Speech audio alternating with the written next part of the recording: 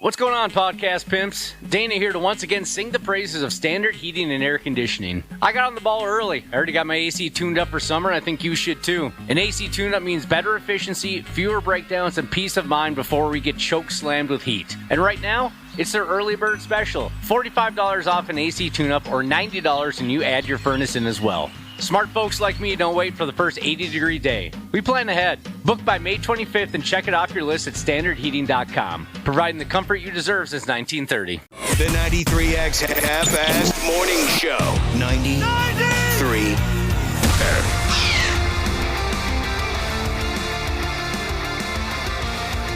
Yeah, that poor fishy. Oh, don't you dare. Don't you dare. Oh, time can be a cruel bitch. Oh. Right, Cubby? What a terrible way to start the morning. What, we were listening to that song by that old band from back in the day. I enjoy it quite a bit. Faith No More. Yep. They have a couple really, really, really good songs. Poor Fishy. Yeah. At the end of the music video, there's a fish. There's a guy we used to work with that any time that song came on, he would say the same thing at the end of it. Poor Fishy. And if you haven't seen the music video, you have no idea what we're talking about. But yeah, there's a fish flopping around at the end. And I almost to the point where I wanted the song to cut off before the ending so we wouldn't have to hear that. Here we are. Just a few minutes ago, we were all sound asleep. Next thing you know, the mics are live, and we've got a job to do. Welcome to the 93X Half-Assed Morning Show. It's our special Earth Day broadcast, don't you know? It's a big one. Whatever happened to Earth Day? Now, some of you might be too young to remember, but there was a time when they really beat us over the friggin' skull with that Earth Day gimmick. Oh, yeah, we would have, I would say at least half of our classes on Earth Day would talk about something Earth Day related.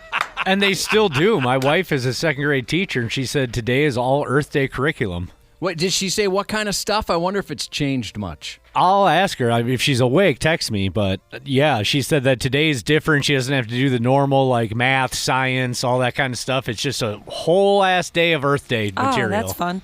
What the hell ever happened to Earth Day? People would gather in large numbers to pick up trash in the woods. There were other earthy things happening from one end of town to the other on Earth Day. If you didn't get involved, this is what I remember also.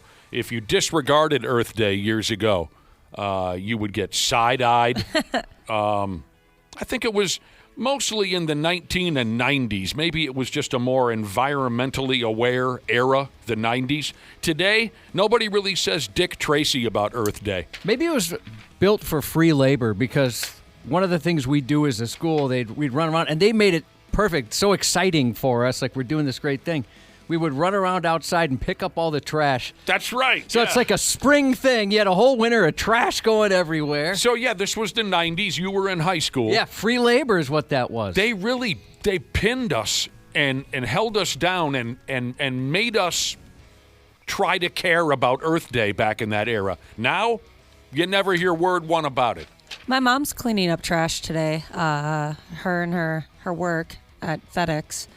Yeah, they're going to by some river somewhere and cleaning up trash. Hey, that's it's supposed to be cool. 85 degrees today. I was like, that does not sound fun. Yeah, I used to know a guy who would make his own pants out of hemp. That was back in the 90s. Remember when you couldn't cross the street without someone telling you about the benefits of hemp? Oh, yeah. Yeah. I wonder, it seems like that's not as big anymore. Maybe that still is, and I'm out of the hemp circles. It's just like Earth Day.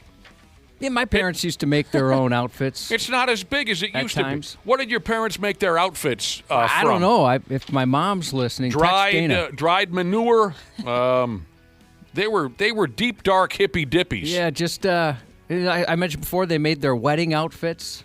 I mean, what's going on, man? Dude it's made cool that they could do that. Sure.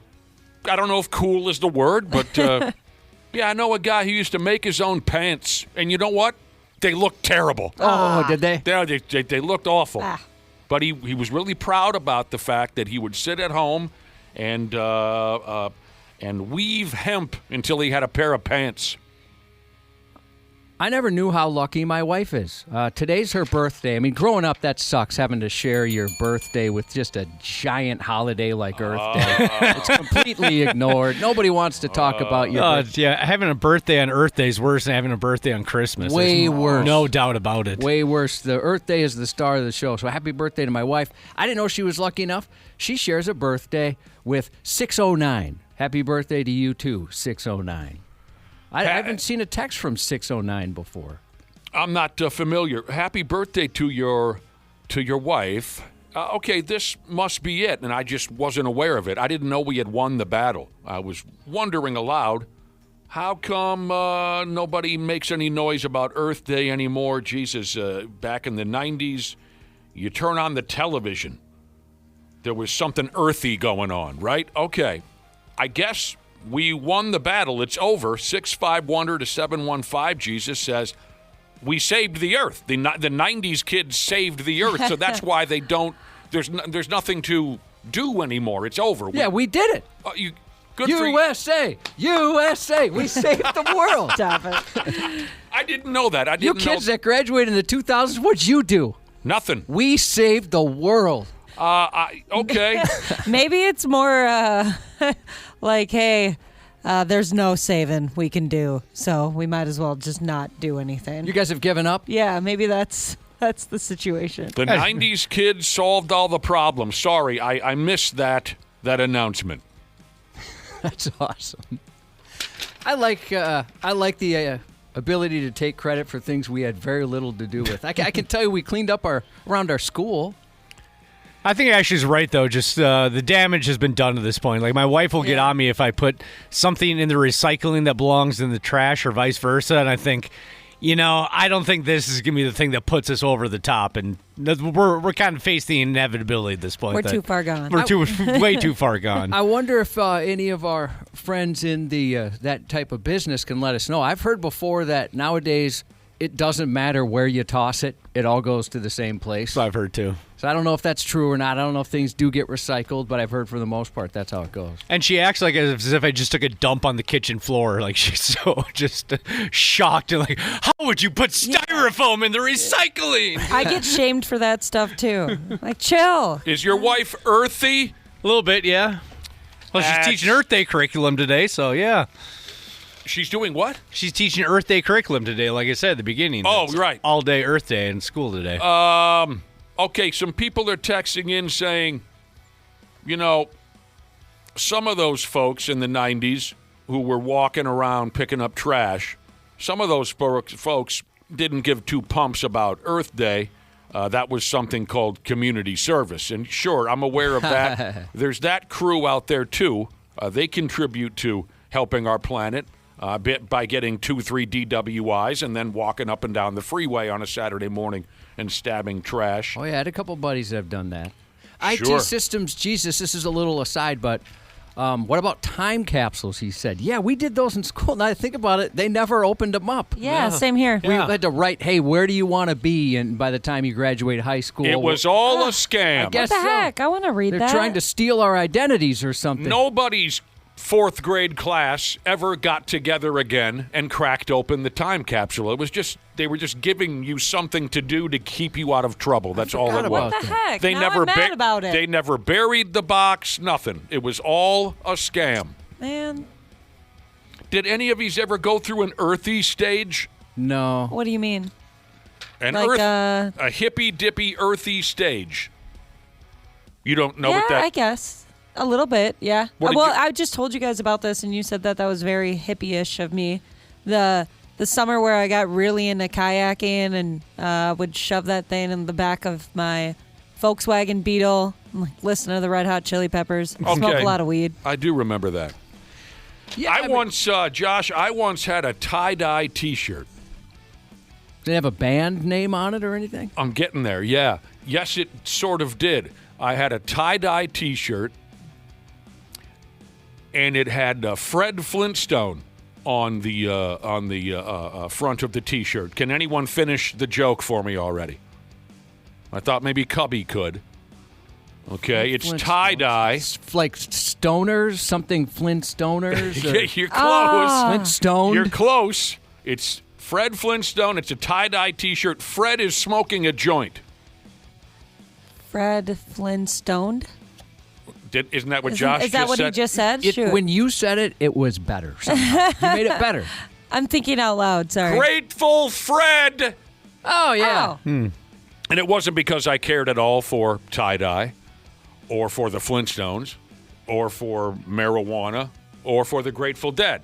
It was a free T-shirt that a buddy gave me at work, and I could use a T-shirt at that time of my life. So I did mislead some people by wearing the tie-dye Grateful Fred T-shirt around town. People thought maybe I was into the hippy-dippy pot-smoking scene, which I was not, but...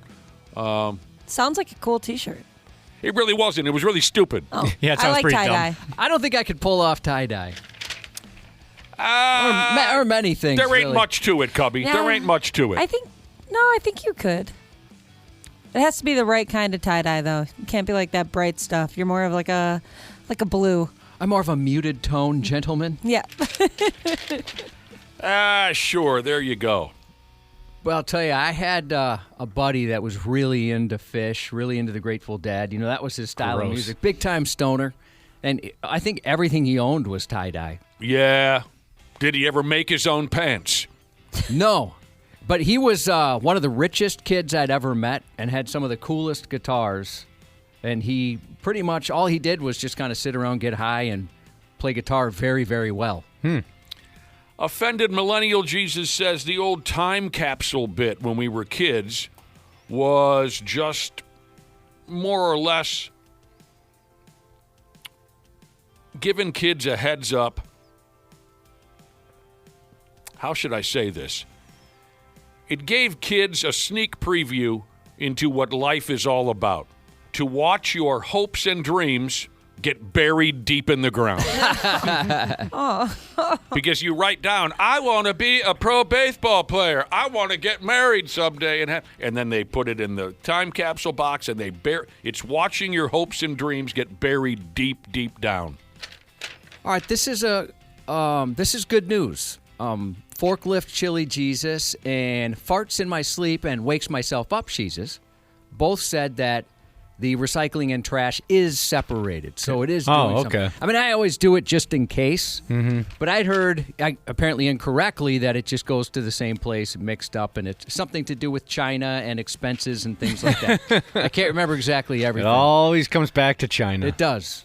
Did you wear earthy shoes in the 90s, Josh? Did you get yourself a pair of Jerusalem cruisers? No, my family, like my wife and kids, all had, maybe not Cam, but the rest of them did and do. I remember everybody calling them Jerusalem cruisers. Oh, my God. I've always been a tennis shoe guy. Yeah, you like your little Me too. sneakers. Yeah, that's all I've ever had. I've never had slippers. I've never had Crocs. I've never had... You've never had Dude, slippers are great.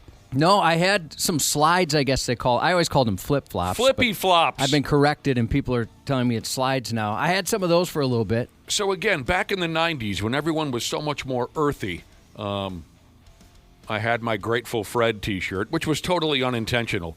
But my Birkenstocks were intentional. I saw them around town, and I thought they looked comfortable, and I put them on my feet. And especially for a guy with rotten feet, this was a dream come true. I didn't have to cover them at all. Those Birkenstocks, they gave your feet all the air and freedom that your feet could ever dream of. It never bothered you having that little G-string through your big toe and the whatever? Well, that's a flippy flop. Oh, I always thought... Birkenstocks had the buckles that went over the top of your feet. Yeah, those are you so had popular. actual Birkens. Okay, gotcha. Yeah, but on I the thought top, because my wife has Birkenstocks that have that thing through the toe. Or on whatever. the topic of flip-flops, yes, I originally did not like the sensation of that thong between my big toe and my second toe, but I got used to it. But the Birkenstocks, I just loved them, and I wore them everywhere I went, and I had to take a knee at the bar the first time some dude walked up to me, pointed at my shoes, and said, "Hey, dude, nice Jerusalem cruisers." That's an all-timer. I think we put that on the all-time list. Big Bucket Mouth Jesus had an idea for your T-shirt where it had Fred Flintstone, and it was pot-related in tie-dye. Yeah. He said it could have said Yabba Dabba Doobie. It could have. That's excellent. I'm guessing that was on the wax board at the corporation when they came up with that. That was probably in the final four before they settled on Grateful Fred. Hey, sorry to interrupt real quick. Dana, did something happen on the board? We're getting a lot of texts saying the stream went down or there's just commercials playing. Was there not a stop put in there? No, haven't touched a thing. Okay, I mean, is the stop in there or whatever? Yep. Okay, sorry to do this on the air. I'm trying to figure this out here. Box Tossin' Jesus wants to know if I've ever tried Hey Dudes. No, I've purchased them as a gift for people in the past, but you have some, Nick. Well, I used to. I already killed them. Oh, yeah, they look kind of thin. Yeah. You inherited those. When my dad checked out, somebody said, hey, go through his shoes and his pants and grab as much money as you can before we have to bury him. No, I'm kidding. They said, here's some old shoes and pants of the old man's. And I really like those Hey Dudes. Oh, I didn't even know he wore them, but I put them on. Oh, those are wonderful. Yeah, I've heard they're very comfortable. But again, my rotten feet murdered them quite quickly. Those are crazy popular now, aren't they? Yes. I saw some at the mall the other day. They look great. Yeah, I like those.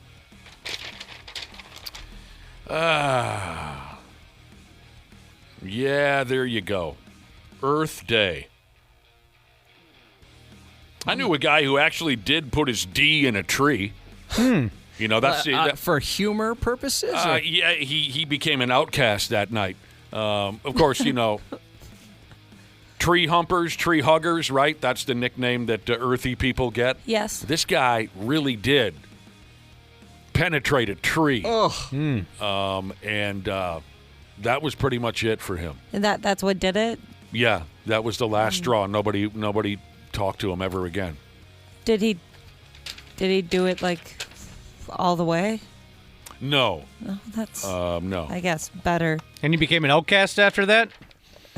Yeah. Why? I'll tell you what. Though. Pretty much immediately. Oh, because I had a buddy who banged a watermelon once, and we just thought it was funny. Geez, I don't know that I think that was funny. I can't decide. Yeah. But wait a minute. Maybe I need to be more clear. Did your pal hump a watermelon in front of a crowd? Yeah. So I used to walk Willie around. Miles would be. I used to walk around Lake Harriet every day in Minneapolis, and there was 2 trees that were gynecologically correct, and how perfect the not vagina was, and not in 2 different ways, I guess. It looked exactly to the point where I'd see new walkers kind of point at it and furrow their brow like, is that a vagina? It looked like somebody created it. But no, that was just God that did that. Is that a vagina? It was perfect. From what I understand a vagina to look like. This is a tree that you would rollerblade past when you were. Yeah, rollerblade. I tried that once. I sucked at it. I can't imagine you rollerblading. Oh, I'm what you call an ankle burner, actually. Yeah. You're on your bicycle riding around the park? Walking. You'd walk around the park and you'd see the vagina tree. Oh, yeah. I wonder if anybody still walks around that thing. I'm sure if you do it regularly, you've seen it.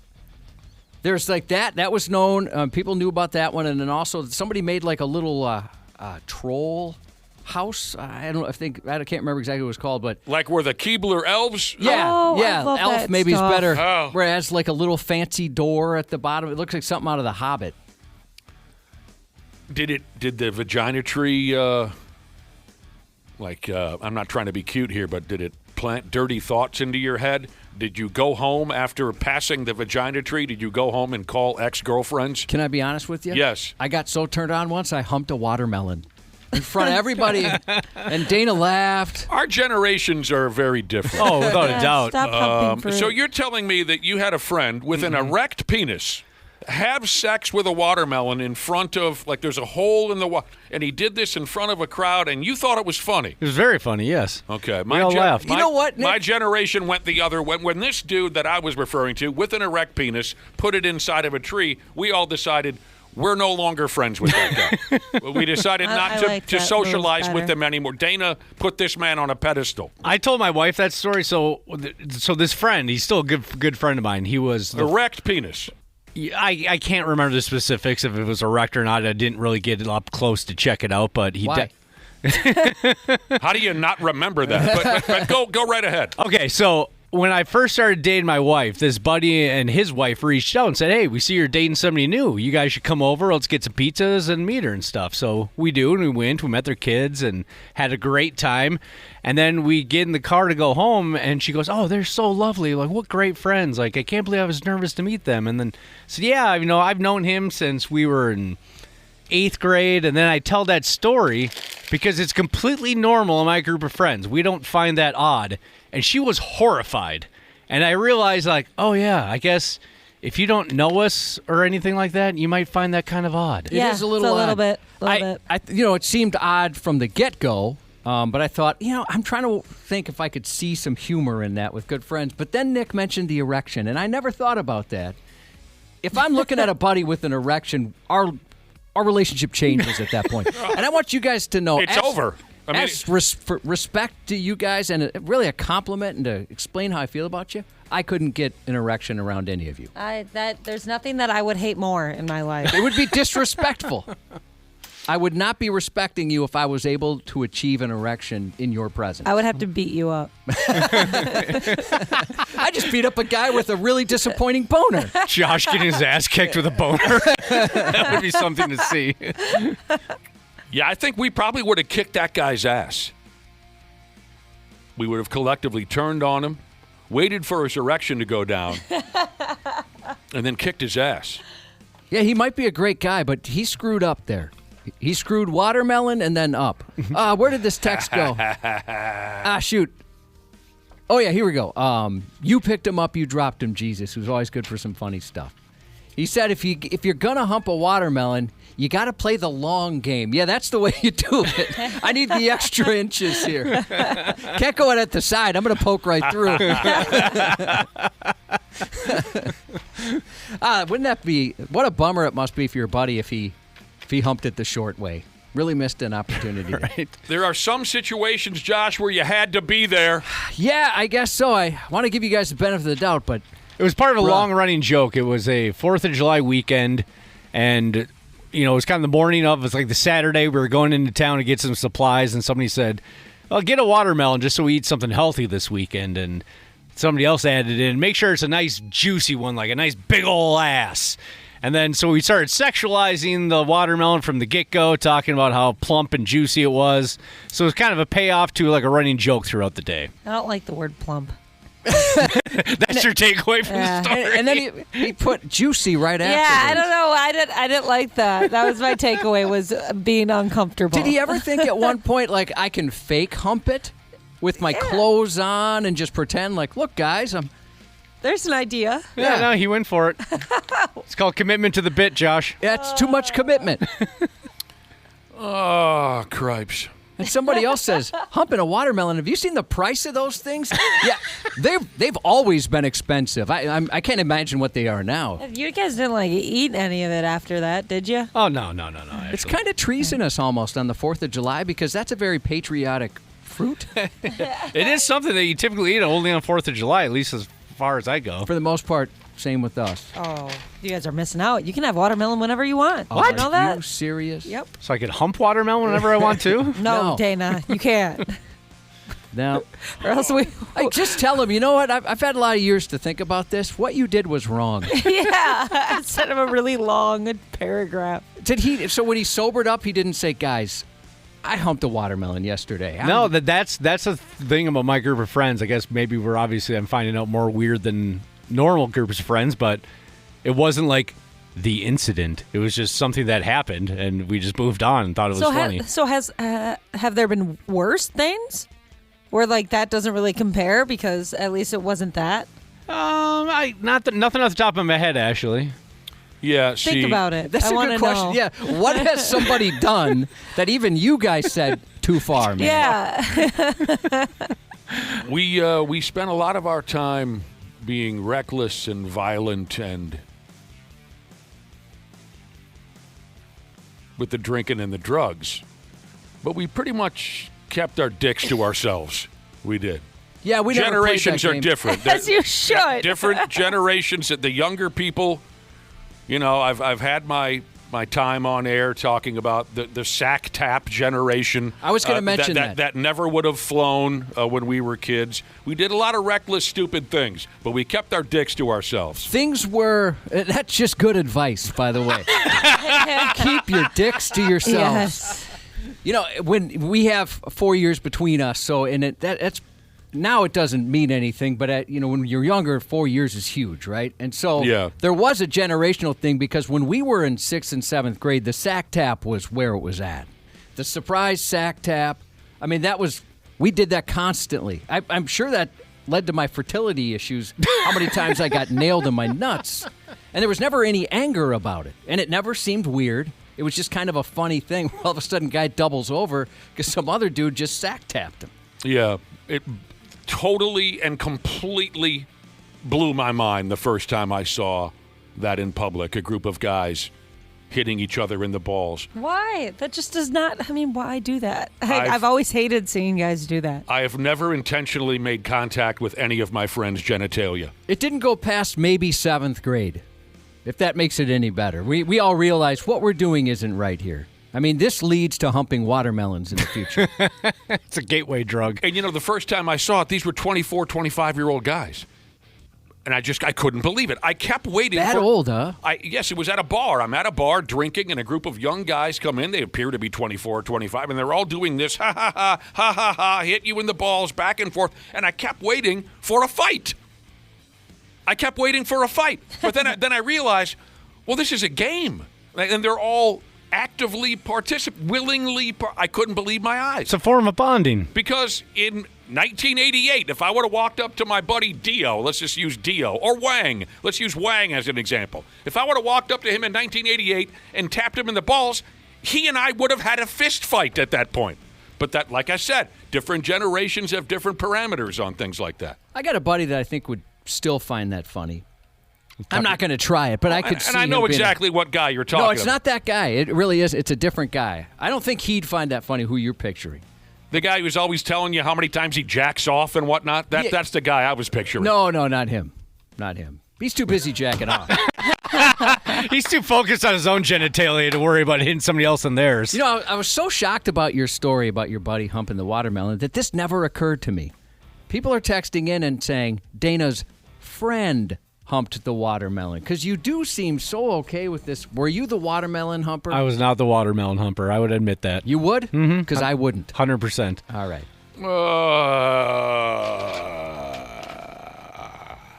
There you go. Happy Earth Day. That's where the conversation began. Yeah. Wow. If you can believe it. We went from Earth Day to banging watermelons. I guess that's kind of earthy. Oh, Asian Cop. It absolutely is. Watermelons come from the earth. Yeah. Very true. Asian Cop Jesus said he and Type 1 Cop Jesus, they cover up when they approach each other at work. So they're nut touchers. I guess. Yeah. Oh, back to Earth Day that. and cops. Thanks to all the cops out there for taking out the trash. I love that saying when cops say that. They were going to go out there and take out the trash. That's what they do. You still remember your first episode of Hill Street Blues? Oh, yeah. We used to watch the heck out of that. Sounds like be careful out there. Smooth out of Hill Street Blues. Boy, did that have a terrific theme song. That's the first thing I think of. It charted. The 93X Half-Assed Morning Show. What's going on, podcast pimps? Dana here to once again sing the praises of standard heating and air conditioning. I got on the ball early. I already got my AC tuned up for summer, and I think you should too. An AC tune-up means better efficiency, fewer breakdowns, and peace of mind before we get choke slammed with heat. And right now, it's their early bird special. $45 off an AC tune-up or $90 and you add your furnace in as well. Smart folks like me don't wait for the first 80-degree day. We plan ahead. Book by May 25th and check it off your list at standardheating.com. Providing the comfort you deserve since 1930. Years of hard work, and now you've got pain in your back, your shoulders, your knees, maybe your joints. You need help. Randy Shaver here with the answer. Dave Bialke. He's got over 30 years experience in getting workers' compensation benefits for people just like you. Don't suffer. Call Bialke Law today. 763-571-2410 or go to bialkelaw.com. That's BIALKE law.com. And it spells relief for you. Stupid news on the Half-Assed Morning Show.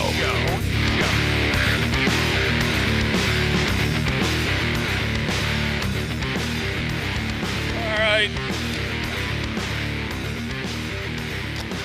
I always think of this as a great time to maybe field a text message or two that has come our way. 651-989-9393 is our Luther Bloomington Kia text line. If you ever want to get a hold of us with something cute. So I've got one here for you, Cubby. We got to talking about the sack tap routine. Some generations of dudes, they find it absolutely hilarious to punch each other in the nuts a little bit, a little dippy dip. You crack each other. Other generations of dudes avoid touching each other's penises. It all depends on how you were raised, your generation, this and that.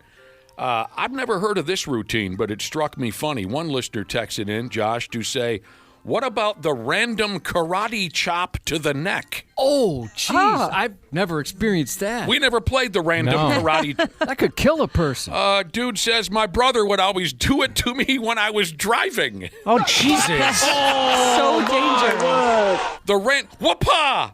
Oh, my word. No, we did not play random karate chop. Especially when someone was behind the wheel of a speeding motor. We didn't play random karate chop at all. But I bet it toughened you up a little bit. Yeah, I would think so. It certainly made you jumpy. Your head's on a swivel constantly. Be on the lookout after we get off the air. Maybe today's the day the Half-Assed Morning Show begins to play random karate chop to the neck. Please no. I don't want that. Oh, my word. That son of a bitch never got up, did he? No, well, his head came off. The head, right. God help us. Crocs with socks, Jesus. Always found it weird in movies when one guy grabs the other's junk. Yeah, that's it. I was taught growing up, and I wonder if you were too, Nick, that's a desperation thing where you think, I'm about to die. That's the only time you go for a guy's nuts. And you give him that anaconda squeeze. Yeah, I remember my dad and uncle saying, you never go for it unless it's a life or death situation. Yeah, in certain movies, it would completely overwhelm the bad guy. The bad guy, whoever the character was, would be paralyzed. It's your stop button. Paralyzed by that grip. Cabinet hauler, stone installer Jesus said, what about corn dogging? Oh, dude. You're not familiar, Nick? What is that? No. Doesn't ring a bell. That doesn't sound good. I'm sure I'm sure you've seen this before. At least I'd imagine. Maybe our friend group had a different term for it. You might have. Corn dogging is terrible. Lay it on me. It's worse than the sack tap. Give because it you to don't me. See you coming. I'm going to provide it to you. It's when you come up to somebody from behind and you knee them between the legs to get the testicles. Did you guys have a different name for it? We did not play that game. Oh, that is way worse. Now, that caused anger. The sack tap in 1986 and 1987, people weren't really angry about it. It was kind of something that people did. Corn dogging's different. That's mean. That's just assault. I can't believe you guys were sack tapping in 86, 87. I didn't hear about it until the early 2000s. Well, I went to school with a lot of rich kids. They had Well, I privileges went to Wayzata High School. Oh, good point. I'm just saying, I can't believe that never spread to my neighborhood. Yeah, they had access to technology that us regular plebes didn't have yet. Never saw it, never even heard about it until I was 30 years old. Okay, you come up from behind. It's called the corn dog, he says. You come up from behind and knee a guy in the balls? Yeah. That can kill a guy. I know. There was one game similar to that I never was a part of, but I watched it happen all around me. As youth hockey players, we called it a T-bar. I'm not familiar with that one. You'd come up behind your teammate at hockey practice, you'd put your stick down between his skates, and then lift it up into his bag. Yeah, goose him a little bit. Ouch. Well, we called it a T-bar. I hated it. I never contributed because I thought it was just way too mean, way too foul. But it was called the T-bar. You come up behind your teammate with the hockey stick, and you lift upwards and raunch his balls. Oh. I do remember the T-bar got so out of control with one of my youth hockey teams. And again, I never did it once. I had more respect than that. I remember while we're dressing, putting on our hockey gear before a practice, one of my teammates said, "Attention, everyone." You know, you're horsing around in the locker room. "Hey, everyone be quiet. I got something to say." And he says this, "I forgot my nut cup." And he said, "If anybody T-bars me at practice today, I'll effing kill you." Grab his fucking twisted. Making maps, Jesus said. They used to call what we called corn dogging the rhino hump.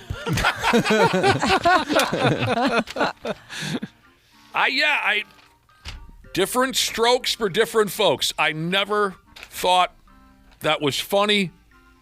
The nuts and the wiener, off limits. Yeah, I'm with you on that now. I've learned since then. Sofa King Cool Jesus said they used to do this deal. We did it too. They called it get and got. I don't know if we ever had a name for it. But somebody would kind of kneel over behind a person, right? Get on all fours. Sure. And then someone would push that person over the person from behind. Yeah. That was a big one. That's before we knew about concussions. I mean, that was... We used to do that a lot. Yeah, that was like first grade, second grade stuff. Or So pulling glad I'm a chairs girl. out when people would sit down. That's a classic.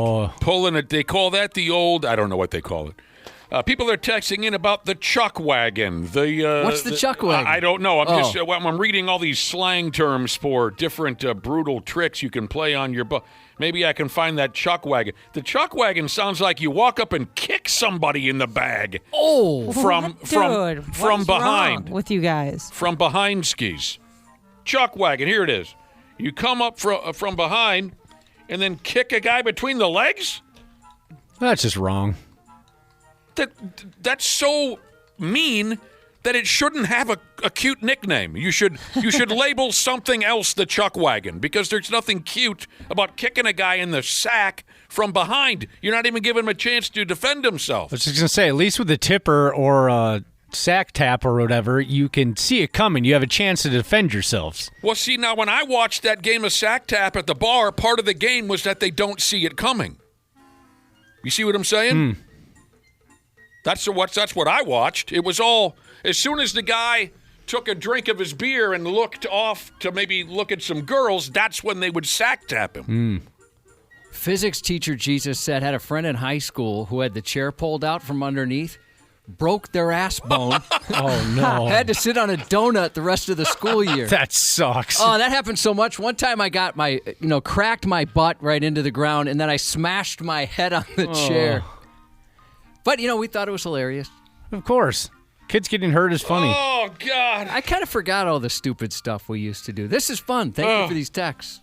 Yeah. We were morons. They're flying in so fast, Yeah. I can't even, the gas attacks me too. I can't even keep up with the text messages. Somebody says we used to play this hilarious game where you just walk up to someone and sucker punch them in the jaw. You're kidding, right? Well, I thought that's a current thing. Oh, I thought that's like a TikTok thing, right? The knockout. That's not Yeah. like something you do to buddies, though. No, that's not a nice Yeah, you just do that to friggin' people just trying to go to work. People going to work, like some of yous are right friggin' now. All right. And I'm not trying to be cute here. This is not a sex joke. I'm being straighter than a Grizzlies D. Have you ever pounded schnitzel? No. No.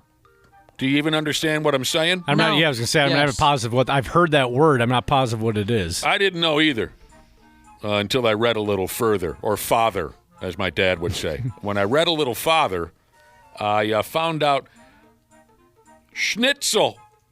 It's like a thin slice of animal carcass, Oh. like yeah, maybe yeah. a chicken breast Or chicken fried steak. Yep. And Okay, then yes. Yes, I have. You pound What it. am I talking about? From what I understand, you use some kind of a hammer and you pound the living hell out of it until it's as thin as paper, and then you eat it. It's German. I don't know. Yeah, My a wife- little meat hammer. I've got one of those. I use it. Shut up. I use it Nobody said anything. multiple times a week. She said little meat hammer. Yeah. Yeah, that's demeaning. It's just a meat hammer. I looked at Dana, he looked at me, and Ashley said, "Shut up." Nobody had said anything. My wife used to use one of those all the time. She doesn't anymore. I wonder Did she what ever changed. use her? She used her little meat hammer. Yeah, hers is quite large, actually. Honestly, one of the reasons why I use it so often is because if you don't, then the chicken just takes forever to cook, and I ain't got time for that. So I wonder if just make that's it what. thinner. Maybe she has more time. But yeah, she would just grab the thick shaft of that thing. Yep. She would beat the meat with it, right? Yep. And now I haven't seen her do that forever, but that was kind of her thing. Loud as heck. And I was It's afraid so at times she loud. was going to shatter our countertops. She was angry back then, maybe. All right, pounding schnitzel. It's a real thing. People will go ahead with that, as silly as it sounds. And in Germany, as far as I know, the birthplace of schnitzel, a dude got his ass kicked for making too much damn noise while pounding out the schnitzel. So there he was. He's pounding it out, the friggin' schnitzel, making a real racket, and his neighbor comes over and absolutely slapped the piss out of this guy. I mean, gave him a beating. I was Someone, going to say, that's bold to do with somebody who's got a tiny meat hammer in their hand. yeah, I suppose they have a weapon. Someone had to up. The beating was so terrible. Someone had to up and call the police. Die Polizia. How do you say that in German? I used to know that. Well, I thought that was like an Italian thing. That's German. Yeah, that was just my attempt at German. No, don't repeat that and say that's how you say it in German. I was trying my best. The Polizia. I can't say it anymore. The police. There you go. The angry neighbor guy, who was 61 damn years old, he wasn't content to just crack the schnitzel pounder across the face once. He slapped this poor bastard around the room for about 10 minutes before the cops raced in there and pulled him off of the guy. Had some pent up rage. The Polizia. I think that is it. Well, yeah, I don't know. I guess Can you look it up on your thing? Don't you have it's so much the ability to make the... it's going to activate my sciatica. What? Says here, it's not clear if the alleged hard and loud schnitzel pounding, it's not clear if that occurred or happened. I don't know why. Why didn't I edit that out? Occurred is stupid. No one talks like that. Oh, I do sometimes. Do you really? Yeah.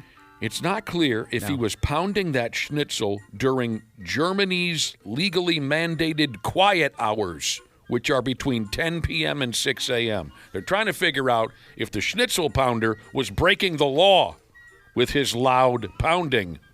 I mean, dude who gave him the beating's still going to get in trouble. But they want to find out, why did this happen? How did this happen? Was dude pounding the schnitzel after hours? So we don't know all the facts here. But we do know that schnitzel pounder, his neighbor is a total dick. Yeah. It's great cardio. dude. I mean, I don't think I could give somebody a 10-minute beating. At 61 especially. I hope I don't become an angry old guy. I've noticed, it seems like guys, well, maybe men and women, they can go one of two ways when it comes to that. Like, my dad was a very angry person the majority of his life, but as he got older, he was the complete opposite. We're to the point where my wife never believed the temper he had. Kids do. They just couldn't see it. There's no way that guy was so angry. But I've seen it the other way, too. We're well-adjusted folks. They get to a point, they're like, you know what? Life's been pretty rough. I'm mad at everybody now. The old shaking your fist at the clouds and... To be able to dish out a 10-minute beating at 61 years old, I didn't think about it until you said it out loud. That is impressive. The guy must be in decent shape. Recently, we were telling bar fight stories, and we were talking about these two friends of mine, large sumbitches. And we were talking about a night where they beat some people up in the parking lot. And, yeah, they were big, imposing characters, but they were so big that if you could get them to swing or miss 2 or 3 times, they were cooked. right? We all know guys like that, big, powerful sumbitches. But if you get them, if you can get them to miss, if you can elongate that fight, they're going to run out of steam. And these people I'm talking about were 20 years old. This guy at 61 to be able to now, I hope he gets in trouble. It's wrong that he tuned his neighbor up over friggin' schnitzel. But the fact that he was able to give a 10-minute beating, there's something to be said about that.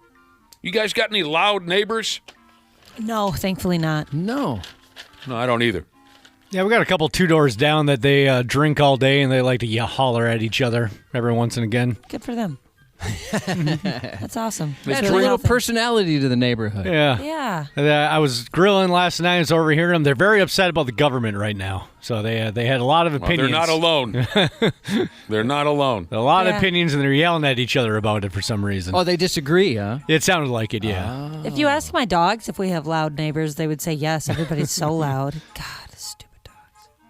I'm not sure I understand what you mean. Because they hear everything. Somebody, God forbid, somebody shut their door Oh, so- that lives like 4 houses away yesterday, and they started freaking Your out. dogs bark at everything. Yeah. Oh, yeah. Now I think about it, we might Stupid. be the loud neighbors because if somebody has the audacity to walk down the sidewalk, our dog acts like it's a terrorist coming to kill us. Yeah, same here. Speaking of meat-related crimes, some buttlord walked into a Walmart a few weeks ago, and he snatched more than $100 worth of sausages. Oh, man, when we were kids, we loved to watch Cubby's Great Gam warm up the sausages. What did you learn about Great Gam Gam? We learned that she was a whore, but we loved it when she would warm up those sausages. So, yeah, I don't know, whatever. This dude jammed 20 packages of Horse D into his backpack, thought he could walk smooth out the store, got on his bicycle. Coincidentally, there was a bicycle cop in the area, and there was a bicycle chase. Bad guy on a bicycle, cop on. And the cop dumped the mountain bike version of the pit maneuver on the kid. And it Oh, was, yeah. sick. That's hilarious. It was all over for stealing sausages. I've never seen a bike cop. You really haven't? No, like I've downtown s- Minneapolis or No, I guess I don't really spend that much time down there, You so mean maybe as a that's why. young person? You didn't watch No. Pacific Blue in the 90s with Mario Lopez? No, I have no idea. I've always wanted to see one of those cops that rides a horse around. Oh, those are fun. You haven't seen those either? No. You're missing out. I know. I don't want to go downtown, but I will with you just so you can experience that. And I can watch you'll love the horse cops. It's adorable. The horse what? Horse cops. Oh, thank Christ. I saw a drunk. Yeah, that was a P at the end of there. When you were a kid, did anyone in your family or any of your family friends, did they refer to a big stick of summer sausage? Did they refer to it as horsey? No? Okay, you guys were raised by Normal people? a better class Yeah. of... We used to have ring bologna quite a bit. You guys ever have that Oh, growing of up, course. Nick? Oh, yeah. When I was a kid, I loved ring bologna. Me too. Yes. Okay, so my dad, hillbilly, his friends, hillbillies, anytime he had a big, long stick of summer sausage, they referred to it as horse C. Well, now I'm going to think of that every time I see summer sausage. So that's good. I can't believe you. Well, again, you guys were raised by a better class of people. So I'll just say horse D for our intents and purposes here on the program. I'd love to be able to use the C word because it's much more impactful, but you know what I'm saying. I was a tiny little kid, and I think we were on a fishing trip. We pulled over on the side of the road, 3-4 pickups worth of hillbillies, and we're going to have a little snack on the side of the road, and the boys are going to smoke some cigarettes and drink some beer, the grown folks. I'm a tiny little kid, and my dad's best friend has this roll, what do you call it, tube? A log. Log, thank you, of summer sausage. And he walks up to me and he goes, Horse D? He wants some. He's got a knife in his hand, right? He's going to cut me. And he goes, you want some horse D? And as a tiny little kid, I really thought that's what he was holding in his hand. I understand. Yeah. I remember my parents would have grasshopper pie, and I thought they were monsters. Yeah. Like, disgusting, not realizing there wasn't grasshoppers. And now I'm watching this guy and my dad cut pieces of what I thought was literal horse D and eat it. I got traumatized Nick. Yes, I thought they're really but as a little kid, These animals. yeah, I mean, in the end, I thought, okay, well, we do eat animals. I just had no idea that we ate horse D. So casually, too. Yes, so casually and out in the open. It was daylight. A year later, I learned it was just a hilarious nickname for some. You want some horse D? You hungry? What would be considered the grossest thing you eat? Like, for example. Currently? Yeah, or just in like, I love liver. And I tell some people think that's absolutely awful. Yeah, it's pretty gross. I don't really eat gross things. I make like weird combinations. Like almost every day I have like a peanut butter, like a piece of toast with peanut butter on it, an over easy egg, and then a crap ton of hot sauce on it. And people think it's gross that I'm doing like the peanut butter with hot sauce, but it's delicious. Oh, you know why they think it's gross? Why? Because it friggin' is. It's so good. Peanut butter, good. What do you call it? A over easy egg and hot sauce? Yeah. That sounds like a mess. That is Perfect. absolutely Use a fork. That's the dumbest thing I've heard all day. Josh, my diet, there's nothing shocking about my diet. If I could think of one thing that some people might consider gross, maybe would be that I do enjoy things like pickled herring. I was going to mention that one. My pretty dad gross. would eat that a lot. I'm sorry. Wait a minute now. Pickled herring, a common food that people eat all over the world. I've had it. I just don't like it. That's gross. I don't like it. It's a texture thing. What about chicken hearts? I've had. They're all right. When I was a kid, I ate chicken and duck organs. Yep. As part of our family Thanksgiving, we used to eat everything. Did you guys ever have tongue? As an adult, if I did ever eat it, I don't remember it. But currently, there's nothing shocking about my diet. Beef tongue, did you guys have that ever? Again, I don't remember. No. If I did, I don't think so. recall. I remember just like some of those where I was shocked at first, but then it was something where you had to eat whatever Dad put on the table. Do you want any horse D?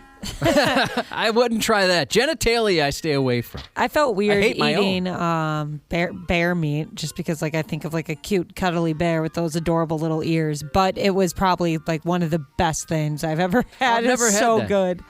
Bear and buffalo, I find to be delicious. Oh, I've never had buffalo. Dude, anytime someplace has a buffalo Beitzenberg, whatever they call it there, I'll get that. I love it. Now, you're going to want to bomb your microphone with all different levels of wiener jokes here. Wieners, buns, the whole works. But I'm going to go ahead and do you a favor and warn you that these are high school kids, so you might not want to come off too aggressive. All right. We'll see. It says here now a group of high school kids out there in Kansas.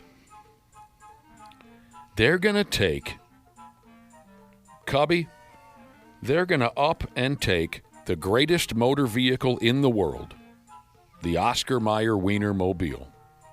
These lucky bastard high school kids are going to take the damn Wienermobile to they prom. That's awesome. Is it our sister station that has an adult prom? Does Love 105, or is that KDWB? I believe probably both, maybe, because radio is so gimmicky and incestual. But I think our sister station, Love 105, did cut loose with an adult prom quite a few times. What if you got a chance to do this? To ride I'll take the Oscar Mayer Wienermobile to wherever you point me. Would you take your wife to prom, or is there somebody else you have in mind to ask? I got a couple other women in mind. Oh, okay. Yeah. Sure. But, I'd take the Oscar Mayer Wienermobile to any event, Josh. It's my favorite vehicle. There's not that many seats in there, if I remember correctly. I didn't get a chance to see it when it was here. There's not a ton of room in there to sit, but that's all right, I guess. Yeah, still cool. I Now- want to sit in front, though, away from my date, because I want to sit with the driver there. Sit with the driver. The pilot, the hot dogger? Yeah, God, they're so funny and so quick with it. So They have training. It's so cool. Yeah. What a dream. So again, these Kansas high school kids, lucky pricks, they're going to take the Wienermobile to prom. Now, this is really going to make you bite your lower lip. Oh, you're going to want to be cute about this. You're going to want to say something so bad. Oh, I doubt it. These effing kids, for real, they go to Seaman High School. And they're taking the Wienermobile to prom? They know what they're doing.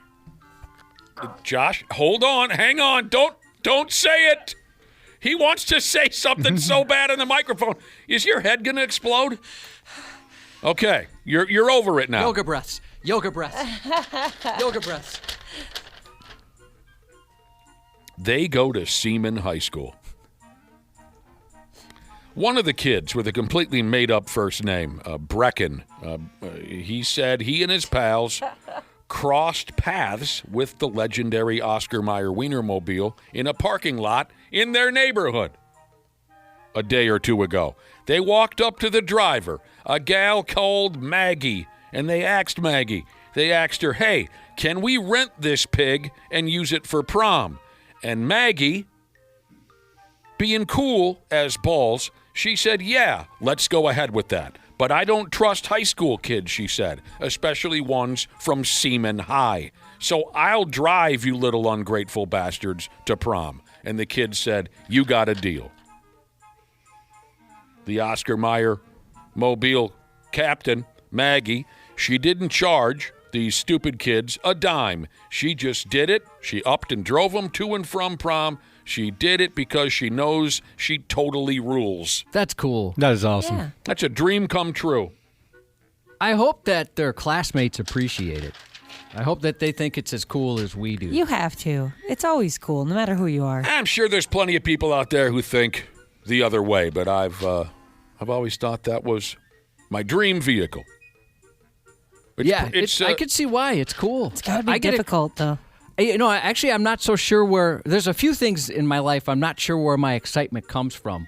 If it's a genuine love of the Wienermobile or just because I think of you if I see it and think how happy it would make you. I don't know, Cubby, but everything you just said was completely adorable. I mean, that's why I think I love the Timberwolves now, and I'm confident it's because of your appreciation for them.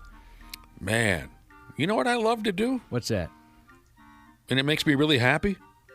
When friends give me large amounts of money. Yeah. I mean, think about that. Just think about it. I have a home equity line of credit that I could tap into if it helps at all. You know what? That would make me happy. It would? Yeah. All right. Prom is happening, huh? I guess I forget about prom, but that's the... yeah, it's that time of year. It's this time. Oh, is it? Yep. I don't even know. Let me tell you something about prom. I mean, I got asked so many times. I just kind of forget. I'll tell you one thing about prom. I was the only one of my pals who got laid on prom night, and I was lying. I don't know if that was, that was always the thing, right? I remember going to prom. I went my senior year, and I remember thinking, well, this is it. I hadn't lost my virginity yet. And I remember thinking, this is it. It's prom. It's guaranteed to happen tonight. And I was friend-zoned harder than anyone's ever been friend-zoned. You still feel that. So sad. Yeah, I mean, I'm not like an aggressive move maker, but I think even had I been more clear, it wouldn't have happened. Was this your senior prom? Yes. Tell us the moment when it hit you square in the mush that you were in the friggin' friend zone. I think when I showed up, she was already kissing another guy. Yeah. That usually Come on, says what was the something. moment? What was the moment where you said, oh my damn, I'm not getting anything tonight? Well, I guess I don't know. There was no connection. Defining moment? Yeah, there was not. I mean, it was one of those things where it's kind of obvious, like, this isn't going to go anywhere. Right from the get-go? We had a lot of fun, but yeah, I knew this wasn't going to end with... You had a little bit of fun. Man, you didn't I'm have a lot of fun. Bean snapped. Bean snapped? Every one of my proms, I had a long-term boyfriend. He went with to every prom of mine, so it was never like a goal because it was like one of those things that was just going to happen anyway. You just knew, like, yeah. It doesn't matter the night. We've done this before. We'll do it again. Yeah, exactly. Speaking of, little sayings and little things that you don't understand when you're young, and then when you realize it later, you appreciate its greatness. Again, when I was a kid, all kinds of adult males in my life would say things like, when they would leave the room, they'd say, well, I'm off like a prom dress. And as a kid, I would say, what in God's name does that mean? Got a little older, I appreciate the greatness of it all. So, and you graduated most recently, Ashley. What year did you graduate? 2016. Okay, so I was 93. Jesus. I know. Whatever. I'm sitting here like that was almost 10 years ago. I think we need to card you on your way in now. Was prom the same type of thing like when we were growing up where it's like, well, guaranteed tonight? Did you guys still have that? Yeah, I think that was usually the vibe. Well, they started, I guess I never... Let me think. No, I never participated in this, but they would all, like, a bunch of kids would stay over at somebody else's house and, like, put tents up in the yard. I'm like, oh, okay, so just, like, you know, a yard full of sex. That's basically what it's going to be. It's like sex camp. And sex. I always thought it was impressive that parents would, like, let that go down. Like, you know what they're doing out there. Yeah, you're right. Camping was always like, they're going to have sex. Yeah. They're going camp. It's like Netflix. You know, when Netflix and chill was the thing. Oh, you want to watch some Netflix? They're going to have sex. You know, you could have given a fun nickname to that yard sex setup with all the tents out there. You could have called it lawn darts. I'll be damned. Hey, Josh, how many stupid news stories, because we had such fun jaw-jacking back and forth this way, that way, how many stupid news stories are left over right here, if you can count them? 3, it looks like. Now, make another guess for me. Who's the happiest guy in the room right now? Can I ask you something? Yeah. First? Does he have 2 thumbs? It's that guy. 3 stories already edited for tomorrow. I'm having the best day ever. Sports on the 93X Half-Assed Morning Show. I always was in awe of the job that Alex did hosting this show. The smile, the warmth, the intellect that came through. When somebody said, hey, would you want to fill in as a guest host? Yes, it was my answer, and it was quick. Everybody's favorite sportscaster, Joe Buck, even though he's always against us. Joe Buck is going to go ahead and host a television program called ESPN Jeopardy. Says here it'll be a sports trivia show that will stream or possibly air on the Disney family of networks. If you understand what that means, then you're better off than others. He has hosted game shows before, Josh. Joe Buck spent a week as the host of the regular Jeopardy program after Alex Trebek took a dirt nap a few years ago. I could see him being a decent host. That ESPN Jeopardy sounds pretty fun. Although it is fun watching the regular Jeopardy questions or contestants try and answer sports questions. Yeah, they know everything in the world except for sports. Oh, they blow at sports. It's funny. Now, I love sports trivia. I really do. Dan Patrick used to do a version of Sports Jeopardy that was fantastic. I missed it. Yeah. Did any of you ever watch the show Stump the Schwab? Yeah, of course. No, never heard of it. That was fantastic. Loved that show. The questions weren't overly ridiculous. It was fairly... That's what makes it more fun. Answerable. Yes. I mean, isn't that my... Yeah. Do any of you folks ever play Trivial Pursuit, or you played it years ago? Mm-hmm. That was the worst part of Trivial Pursuit. You work your ass off the whole game. You make yourself out to be a total J-brone because you can't answer a friggin' thing, right? But then you finally get the sports question, and it's horse racing or track and field. Polo. Come on. The thing that made that Schwab show so much fun was it was answerable stuff for average people. And I picture maybe the Joe Buck thing will be similar, but we'll see. I like the guy. Everyone needs to get over it, right? Joe Buck's a good guy. He's good at what he does. The Pigs, they want to get this one tonight, by God, they do. Pigs Stars tonight, Game 3, right here in town. It starts around 8:30 or 8:45, probably closer to 8:50. It's our rink this time. It's our ice, and it's our effing town. Bleed all over him, Cubby. That's right. By the way, real quick, I know we're running later than hell. I'm sorry. This is funny. A listener by the name of Two Putt Jesus texted in with a question for us. Is Marcus Spallino on today? No. We're hoping to talk. We talk to him every 2 weeks. We're hoping to have him on next Wednesday when they'll be up to Game 4 in the series. That's a joke. What day is it today? Wednesday. Yeah, we hope to talk to him next Wednesday, right? And maybe, I'm guessing the Stars-Pigs series will still be active at that point. But this is a funny text from Two Putt Jesus. He says, if Marcus is on today, which he isn't, will somebody ask him to chill the F out? 1, 2, 3, not it. You guys go ahead. No, Two Putt I'm good. Jesus, he thinks that Marcus is a little too aggressive out there. Twins got a win last night. Randy Shaber, Brad Ryder, C. Willie Miles, every damn buddy going to join us in a half hour. Cubby's got some more news for you here in a couple of minutes. The 93 Ags Half-Assed Morning Show. What's going on, podcast pimps? Dana here to once again sing the praises of standard heating and air conditioning. I got on the ball early. I already got my AC tuned up for summer, and I think you should too. An AC tune-up means better efficiency, fewer breakdowns, and peace of mind before we get choke slammed with heat. And right now, it's their early bird special. $45 off an AC tune-up or $90 and you add your furnace in as well. Smart folks like me don't wait for the first 80-degree day. We plan ahead. Book by May 25th and check it off your list at standardheating.com. Providing the comfort you deserve since 1930. Years of hard work, and now you've got pain in your back, your shoulders, your knees, maybe your joints. You need help. Randy Shaver here with the answer. Dave Bialke. He's got over 30 years experience in getting workers' compensation benefits for people just like you. Don't suffer. Call Bialke Law today. 763-571-2410 or go to bialkelaw.com. That's BIALKE law.com. And it spells relief for you. You didn't start a business just to keep the lights on. You're here to sell more today than yesterday. You're here to win. Lucky for you, Shopify built the best converting checkout on the planet. Like the just one tapping, ridiculously fast acting, sky-high sales stacking, champion of checkouts. That's the good stuff right there. So if your business is in it to win it, win with Shopify. Start your free trial today at shopify.com/win. I want to be wined and dined at 69.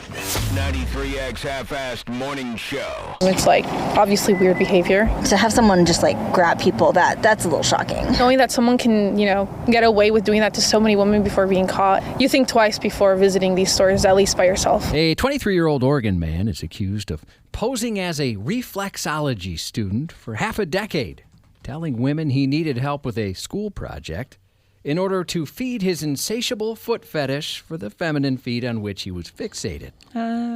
The Hillsborough District Attorney's Office said Cedric Valdez would wander through large retail stores, patrol parking lots, and linger near storefronts and shopping centers, delivering his well-practiced pitch.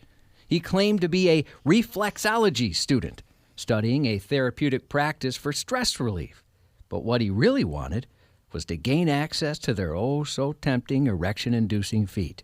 He told his victims he was conducting a school project, a classic case of academic-sounding alibi meets toe-targeted intentions, and he needed help for his studies. Over time, he's accused of massaging his victims' feet, and in many cases, smelling, kissing, and even licking them. He'll give them Hi. Hi. Hey. Go ahead. He'll give them, you said? Doesn't matter. Oh, okay. Forgot to turn on my microphone. Real quick. It's okay. Real quick, if I could. It matters to me. He would ask women if he could follow them to their cars, where he would remove their shoes and begin rubbing their feet, sometimes snapping photos and shooting videos, which he would later, out of respect, upload to porn sites. After his arrest, Valdez told police he was not a student, and that feat made him horny. He said he lied about the project to access as many little piggies as possible, with prosecutors estimating he had more than 100 victims. Prosecutors say he admitted to being sexually attracted to feet and said he'd been doing this sort of thing for 5 years. The victims range in age from 14 to 47. Police say he was arrested at one of his usual high-heel haunting locations, a Target store, and is scheduled to go on trial in August. Feet, huh? Yeah. Man, there's nobody more passionate about something than feet people are for feet. It does seem like of the compulsions, that one's a big one. Mm-hmm. Anytime we talk about it, the folks are obsessed. And maybe if you're just somebody who's into feet, you're tired of hearing about these guys. They're giving you a bad name. But I hear what you're saying there. Yeah, I mean, they come up with some odd scenarios in which they get access to feet. It hasn't been disclosed what kind of drug she was on, but based on the details of the following incident, it must have been a real good one. At Lake Minneola High School in Florida, a substitute teacher was arrested after being caught acting erratically in class. You be the judge. The incident unfolded about 10:20 a.m. Monday when a school resource deputy received a staff alert for behavior that could be generously described as spirited. When the deputy arrived at the classroom, they found the substitute, identified as 56-year-old Angela Faith Jordan, yelling incoherently and saying they should put her in a prison for life. She was saying that she needs to be put into prison for life? Yeah. Okay. What'd she do? She had a lot of things to say about herself. She'd been screaming at the top of her lungs, slamming her hands on a desk, making inappropriate statements to students, and in a move rarely found in standard curricula, twerking in the classroom. More evidence she deviated from an approved lesson plan included telling students she would engage in sexual activity with them if they'd only ask. Hey, need a BJ? I'm your gal. Hey, I'm right over here. And then she referred to herself as a, quote, $1 million prostitute, a claim she may need to fall back on as now she's out of a job. I have $1 million cash to become an escort prostitute, and I said no. Okay. She's cursing, swearing, she's twerking, she's offering up BJs, and she's claiming herself to be a $1 million prostitute. Now, I have a question for you, Josh. Yeah. Does this automatically go into the history books as the greatest day in the history of junior high? Without a doubt. Yes. Without a doubt. They talk about this at every reunion coming up, assuming they have one in junior high. Well, this actually was a high school. Oh. So, yeah, I'm sure they're going to talk about that. This is the greatest day ever, I'm sure a few of the students said out loud. The assistant principal rushed in and instructed Jordan to gather her belongings and take off. She refused, but she did admit she didn't want to be tased by the deputy. She continued refusing to leave, and a deputy ultimately restrained her and escorted her to the front office. That's how you know you're in trouble. Meanwhile, investigators spoke with a victim who said Jordan yelled at her, called her a derogatory name, and placed her hands on her head and the back of her neck before moving her hand toward her throat. Jordan now faces misdemeanor charges of disorderly conduct, simple battery, and 2 counts of disruption of school functions. We had some nutty substitutes, but we can't come close to that one, Josh. We never had a weird one. Oh. We never had a normal one. Oh, they were all weird. A Maryland high school employee's been arrested after he was accused of filming students undressing in a girls' changing room last week. And I just want to say, it's kind of crazy walking around every day, and it's it could be anybody. People are calling it disgusting, and that's what it is. It's heartbreaking. Total penis face James Mulhern III, a media service technician at Walter Johnson High School in Montgomery County, was seen on camera placing a recording device inside the girls' changing room in the school theater, just before several teenage girls entered to change ahead of a show. The device was later discovered in the theater's control booth, prompting school employees to call police last Wednesday and notify the principal. Police say 2 students found a video camera in the school's theater's control booth and reviewed the footage. Court documents say the memory card had videos of a man placing the camera inside the theater girls' changing room and then several teen girls changing before a school performance. When questioned, he first denied recording any student. I'm not that type of guy. But later admitted to having an inappropriate attraction to multiple students while working at the high school. And it didn't help his case when investigators recovered several pieces of evidence from both the school and his home. So he said, no, that wasn't me, but just for the record, I find a lot of these kids pretty hot. Yeah, and inappropriately so. He has since been placed on leave without pay as that investigation continues. We've gotten to the point now, Josh, where this absolutely never works. Maybe some perverts got away with it 25, 30 years ago, but these days, just know, if you're going to put a camera in somebody's bathroom or locker room, you will be caught for this. Thank goodness, too. Yeah, you hear so many of these stories of things going on in school. It had to have been going on when we were young, right? It's just we didn't know. Yeah. Absolutely. Now, like you said, people are getting caught. Relationships with the teachers and stuff. It seems so common now that it must have been. There's no way this is so new. Oh, yeah, there's video. Some 87-year-old female teacher, Josh, from your day, has video of you in your underwear. You just have to accept it. It happened, but people weren't aware of it back then. It's now a film strip from my day. Yeah, now it is. You're going to be caught. I loved being the film strip turner, by the way. I would volunteer where the little beep would happen, and I just turn that little knob to go to the next slide. Oh, you were the slideshow guy. Yeah. So beep, and then I turned that thing. Yeah, me and my pal, we were the projector guys. Oh, yeah, I would volunteer for that, too. If any class needed a reel-to-reel projector because it was movie day, me and my pal, Taylor, we were the ones to fetch it, and we thought we were stone pimps by having that responsibility. Oh, yeah, I'd hit that beep. I'd try and time it out perfectly. Put on a real good show is what I try to do. If your slideshow skills were anything like your radio editing skills, I'm sure that you put on a great show for your classmates. You honor me. It's just caring. That's all it is. You care. In class, you can expect flashcards, but usually the in-school flashing doesn't include teacher nipples. A Washington State high school teacher's under fire after her PowerPoint presentation went bust. Oh, no. Did she lose one in the process? Nope. She flashed some topless photos to students during a classroom presentation. Oh, I thought maybe it was going to be just an accidental loose puppy. No, accidental photos. She showed the kids pictures of her in the nude? Yeah, well, someone's boobs. They're investigating to see if it was hers or a friend's. But it appears to be hers is what they did. That sucks. Sorry. Mistakes happen. At Glacier Peak High School, a name that's suddenly taken on a whole new meaning, a teacher accidentally included some very revealing slides in a PowerPoint last Wednesday. Scrolled over, it was one nude photo. It was like about 2 rows of nude photos. In a letter, the Glacier Peak principal wrote, "It is our understanding these images have since been viewed by many others beyond the classroom." People took pictures and shared.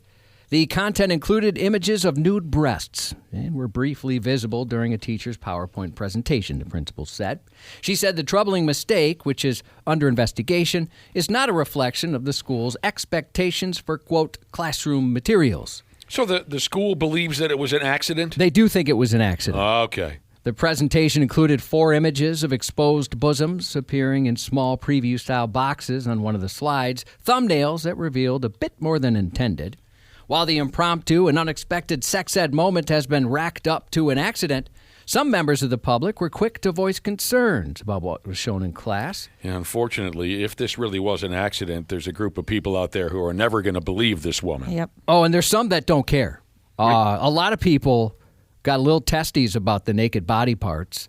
In fact, one person went to the extreme, saying whoever it was should be arrested for showing pornography to children. Oh! The district assured families it aims to keep things buttoned up moving forward and followed a established process to determine next steps. Well, I know I mentioned this once or twice before, but humbling, is that the correct word? You tell me, Josh. A very humbling moment from when I was a young kid in 5th grade when class let out. My female teacher asked me to stay behind, and I thought, oh, God, what have I done? And she said, look, you got to stop trying to look down my shirt. Were you guilty? Yes. Yeah. And I was so embarrassed. But she was right. I spent all my time trying to look at her boobs. Jeez. And she said I had to stop it. Did you stop? Or try to, at least? Or no? No, you didn't. No. Yeah, it seems like stories we'd hear nowadays it would be followed by, and maybe mix it up by looking up my skirt with what's going on. Oh.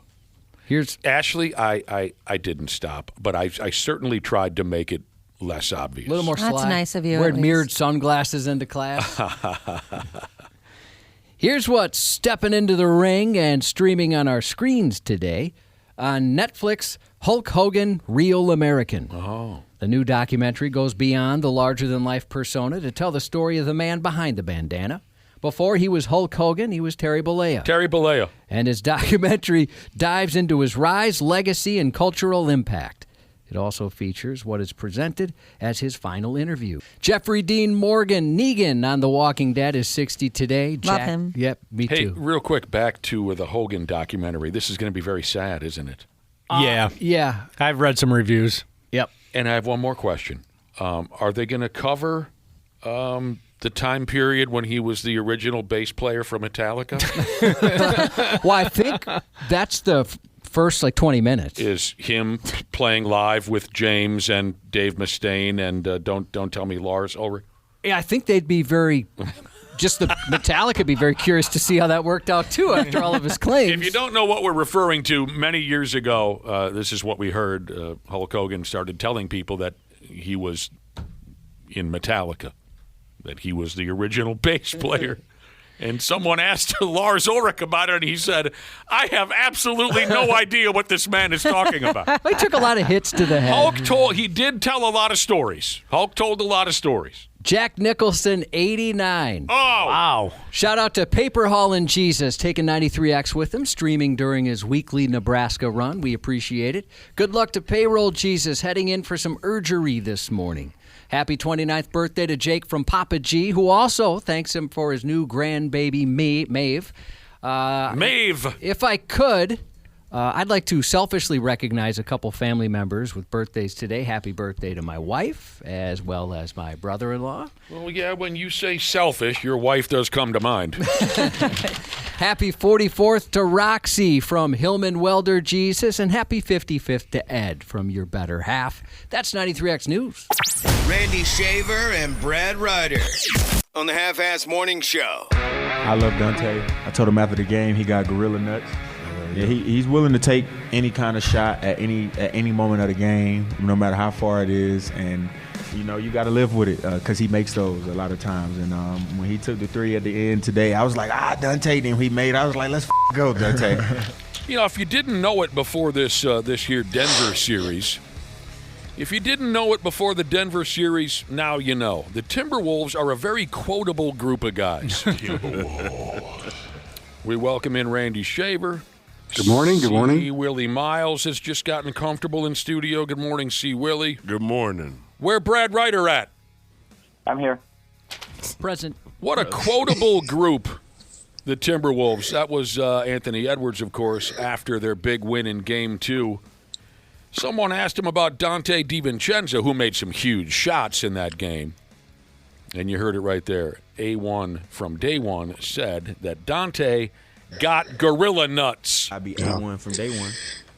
I still think the biggest quote, though, the one that's going to be on the wall tomorrow at Target Center, is what Jaden McDaniels said about the defense. Well, there's no arguing that. That one could come back to bite him. Oh, I think he knew the risks. You may have poked the bear by doing that. He knew the risks. He just wanted to be a dick. Like we discussed yesterday. We discussed the Jaden McDaniels quote yesterday. I love it when my favorite local clubs act like dicks.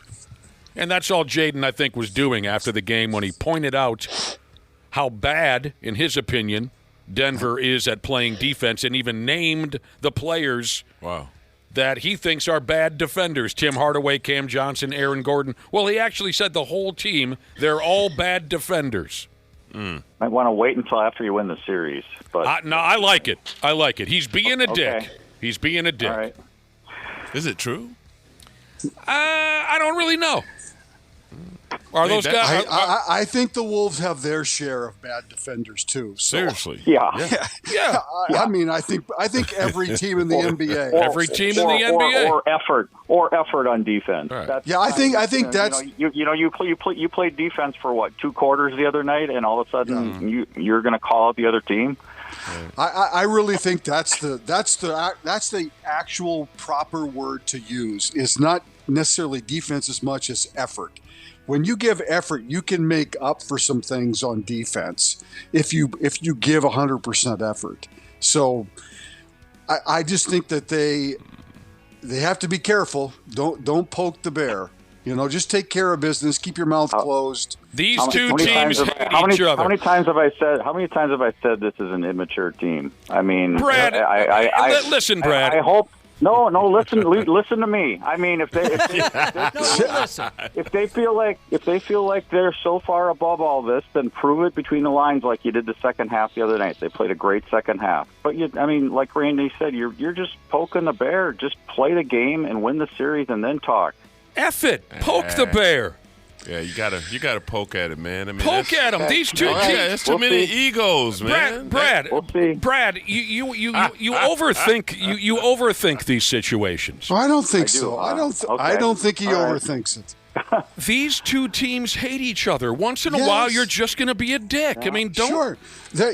I totally get where you're coming from, Nick. That's fine if you want to do that. The problem is the Wolves haven't won anything. You know, anything. Yeah, I mean, I just think that you're better served. They act like they're back. They act like they've won back-to-back championships or something. Right. They haven't won anything. Well, have you guys ever heard of fake it till you make it?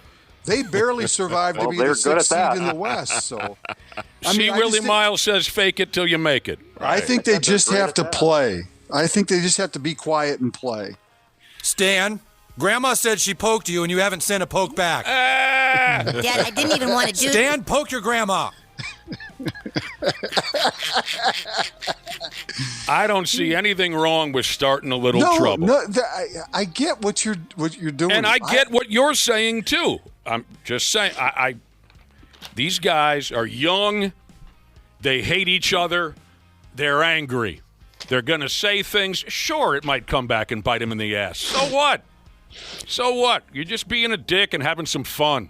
It's not like Denver players read that quote or heard that audio and said, all right, well, now I'm going to try. Now I'm really going to go for it. They might. All right. I don't think so. They all have something we don't have, which is a ring. Oh, God. Get over it. This holier-than-thou stuff is just unbelievable. It's sports. Let them have fun. Jesus Christ. That's why I make fun Okay, of well, we can have fun and we can keep losing series. That's fine. Jeez, you hate the Timberwolves, Brad. Just admit it. He doesn't. I do not anymore. Every person from that organization who I had a beef with is gone. I want them to win. The reason I'm frustrated is because I want them to win. I want them to win, and when I see stuff like this, I'm like, you guys just shut up and play. You know, Nick, when you were don't say that. When you were doing the bell that's there, never been a part of the game. Right. Everybody talks trash. it sounded like a fire in 1992. That's the old I don't fire care how alarm. big of a winner or loser you are. You're going to talk trash. Or 22, I should have said. You can talk trash on the court, just don't say stuff like that in the press. I worked in PR for God knows how long. Stuff like that makes you cringe if you're a PR person. I'm sorry. No, those poor PR people. Nick, you're not thinking about the PR people. Don't be talking trash. Spare a thought for the poor PR people. Let's go. All right, I guess I don't know what I'm talking about. Let's get to some more quotable Timberwolves comments. Here, let's see where we can go with this. We win this series, you can tell me I was flat out wrong. Okay, Brad. Yeah. I really don't care one way or the other. Rudy Gobert. He was he had some media talk to him after game 2, and they asked him if he was motivated after finishing 4th in the Defensive Player of the Year vote. And Rudy said, this one, I can't get past this one. Rudy said, they want to disrespect greatness. Wow. I love that. This sounds like something from like a Clash of the Titans movie, right? Like a Kings and Queens. Oh, yeah. Gladiator what type. was that? Yeah, what was that show called? Game of Thrones. It does. Yeah. I'm picturing a lot of reverb on it when they say it. When the king gets his toe stepped upon. Oh, you want to disrespect greatness? That's what Rudy said when they were asking him if he's motivated by finishing 4th in the Defensive Player of the Year vote. Not the first time I get disrespected, probably not the last. But sooner or later, they'll realize the impact. Jesus, these guys are... I think these guys are nuts. I think some of them are nuts. I think you're right. Oh, and then now here's the passive aggressiveness now. So then someone asked Rudy Gobert, how did you stop Jokic there in clutch time in game 2? You stopped Jokic. And he said, I'm sorry? He didn't stop him. Jokic stopped himself. Okay. Jokic couldn't make a shot. Okay. That's not the point, but They were sure. like, okay. 1 for 10 in the fourth quarter or something like that, him and Murray. Here's where Rudy gets real passive-aggressive. How did you stop Jokic? And Rudy said, I was lucky. Because, as you guys know, I'm not a top defender. I got lucky. That's hilarious. I love that guy. Oh, man. I'm not a top defender. I don't know how I did it. Must have been luck. Who, me? Oh, Yeah. you're asking me how I played a little defense? Well, what would I know about defense, right? Because I didn't win top defender. That's so good. I know. It's like you're talking. So immature. It's I love like it. you're talking to a seventh grader. I love these friggin' guys, as dangerous as they might be with the yappers. And then Anthony Edwards Shore with the gorilla nuts. Onions, that's my favorite. Oh, that is a good That's one. a good one. Bill, Michael Grady says, doesn't he say? that's a I've heard Bill. him- That's a Bill Rafferty. Bill Rafferty. I thought I Bill heard- Raftery, however you say his name. Grady says something like that. I thought it was onions. What too. does he say? I know he's got one. When you hit a big three-pointer, he's got something. I can't think of it at the top of my head. I bet somebody can text us in and remind us. Yeah, the onions thing is it Rafferty or Raftery? Raftery. Raftery, who we just got done hearing him call the college. Yeah. That dude is just one of the best in the He business. is the best, yes. And Hey, at when least people can't complain about the announcers from the game the other night. what's that? At least people can't complain about the announcers from Oh the no, other they night. can. Yeah, they sure have they been can. doing that, haven't they? Give us a minute on that, Brad Ryder. Give us. Why? No. We'll get there. We'll get there. But okay. if you don't know what we're talking about, Bill Rafferty, Raftery, just a wonderful guy and does such a great job covering college basketball.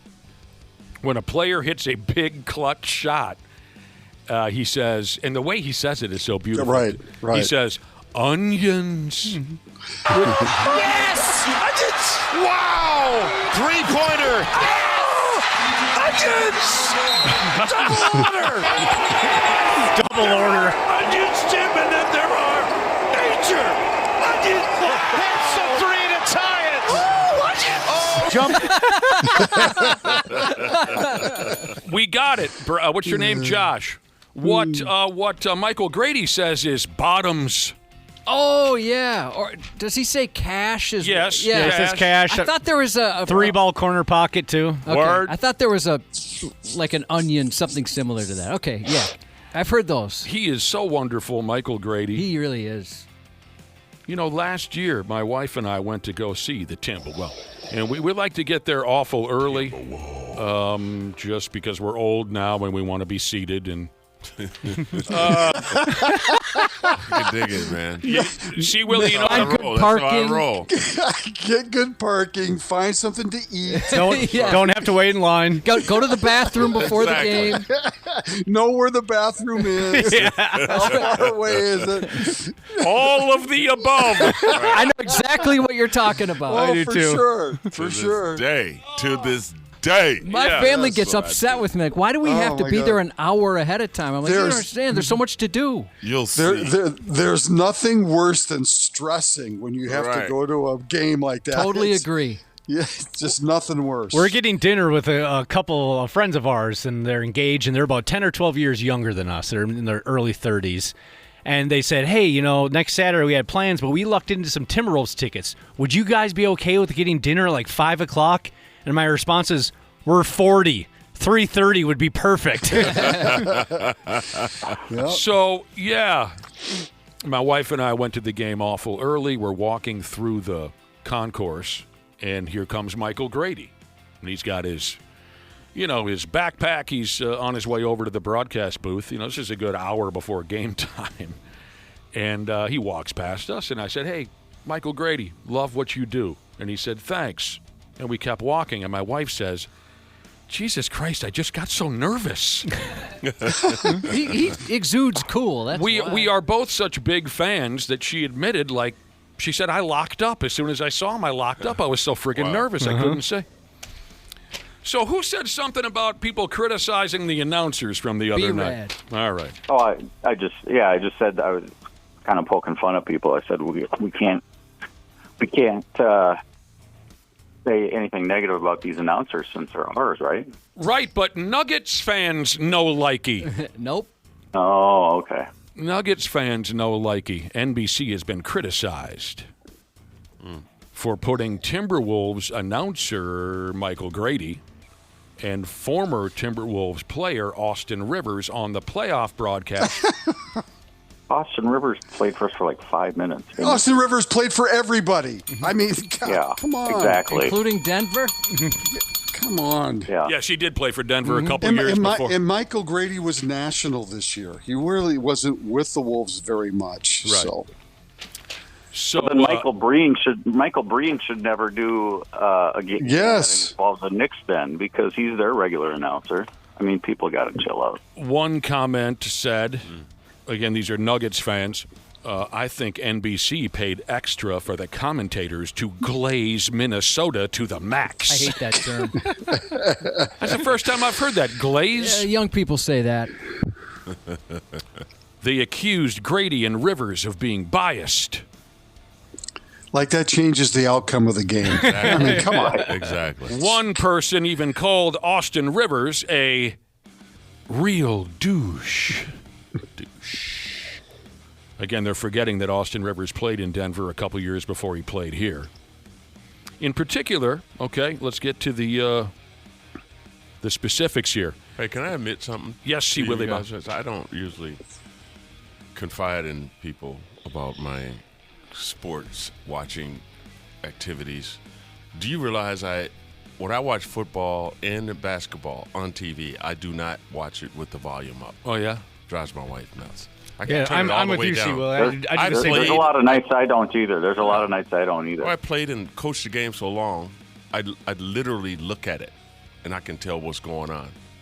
And I just can't. I don't like commentary on any part, 'cause I'm used to being in a headset listening to be honest with you, a lot of it isn't very good. No, it isn't. So that's why I quit listening. So to you're it. better off turning it down. Yeah, Right. There are certain people who are very good, like Michael Grady, but there are other people who are just awful, and so you got to turn it down. I get what you're saying there, C. Willie Miles.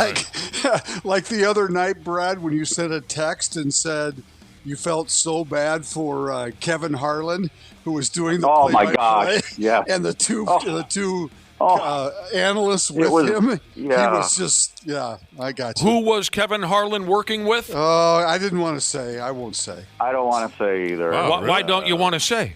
Were they local people? No, but, it doesn't matter. The point was that Brad sent a text out. I think, Nick, you were part of that. Oh, I text missed that. chain too. Said, boy, Kevin Harlan, I feel bad for Kevin Harlan because it's not a good combination of people. Well, are you guys okay if someone else has the answer to the question? Yeah. Who was Kevin Harlan working with? Anyone know? All right. Maybe we'll figure it out. But you're saying they were terrible. Okay. Well, they're not terrible, but they're just they just wouldn't shut up. They wouldn't let Kevin talk. I mean, at all. They wouldn't let him call the game. So here's the specifics on what had Denver Nugget fans upset while Michael Grady and Austin Rivers were working the Wolves-Nuggets game the other night. In particular, they did not like that Grady, and listen to this is good. They did not like that Grady and Rivers used nicknames like Ant or Ant-Man. They thought that national game announcers shouldn't act so familiar with anybody in particular. Well, it's dumb. Because that shows favoritism. No. It's a man's nickname. Right. This is good. That's like calling Magic Johnson Irving. Right. His name is Magic. I'll go ahead and tell you who he worked with game one, because it just came to me. Who was it? It was Dwayne Wade and Candace Parker. Oh, well, that makes sense. I don't know that. Dwayne Wade just hasn't done a lot of it. No, I get that. And Candace Parker just won't stop talking. So Victor it wasn't very good. Wembanyama. Oh, terrible fall. That was awful. He went That's a long way to fall, too, boy. He went and got himself a concussion in last night's ball game between the Spurs and the Trail Blazers. Looks like he took a little nap there for a second. And the thing is, if you assumed the fall was backwards, which is what I assumed because I didn't see it, I watched it this morning. I read concussed and fell. Oh, he must have fallen backwards. That's not the case. Oh my God, that was just a terrible fall. You're right, Cubby. It looked like he took a little nappy. Now, I don't know. I don't know how bad off the kid is, But, I mean, he literally dribbled his own skull on the basketball court. Yeah. He just couldn't get his hands in front of him to brace himself. I've seen Big Al do that after too many Steve Weisers. Wembayami? Wembayamba. Baby. That was just awful. His friggin' skull bounced on the court more than once. Yeah, it was like skipping a rock. Yeah. So Jesus, that looked like it hurt. Oh, I can't even imagine. So let's look big picture just for a second. If Wembanyama can't play for the next couple of games, Portland won last night. They even that series. The winner of that is who the Wolves would play if they beat Denver. So, I mean, what a gift it would be. Not that Portland's terrible, but what a gift if somehow Portland were to upset San Antonio, and that's who the Wolves would get in the semifinal of the West. That'd be insane. Oh, my God. Yeah, it was a pretty nasty bad situation there for Wemba. Portland wins last night on the road. Philadelphia won in their series against Big win. The Houston Rockets are going to ruin everything. Yep. And the Lakers are without Luka and Reeves, I believe, right? They're going to ruin everything, the Houston Rockets. All right.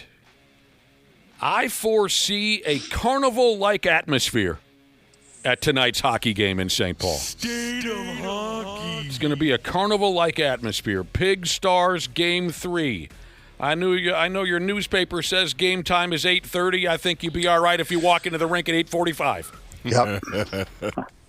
It's time to get back to business in the Pig Stars Series Game 3 tonight.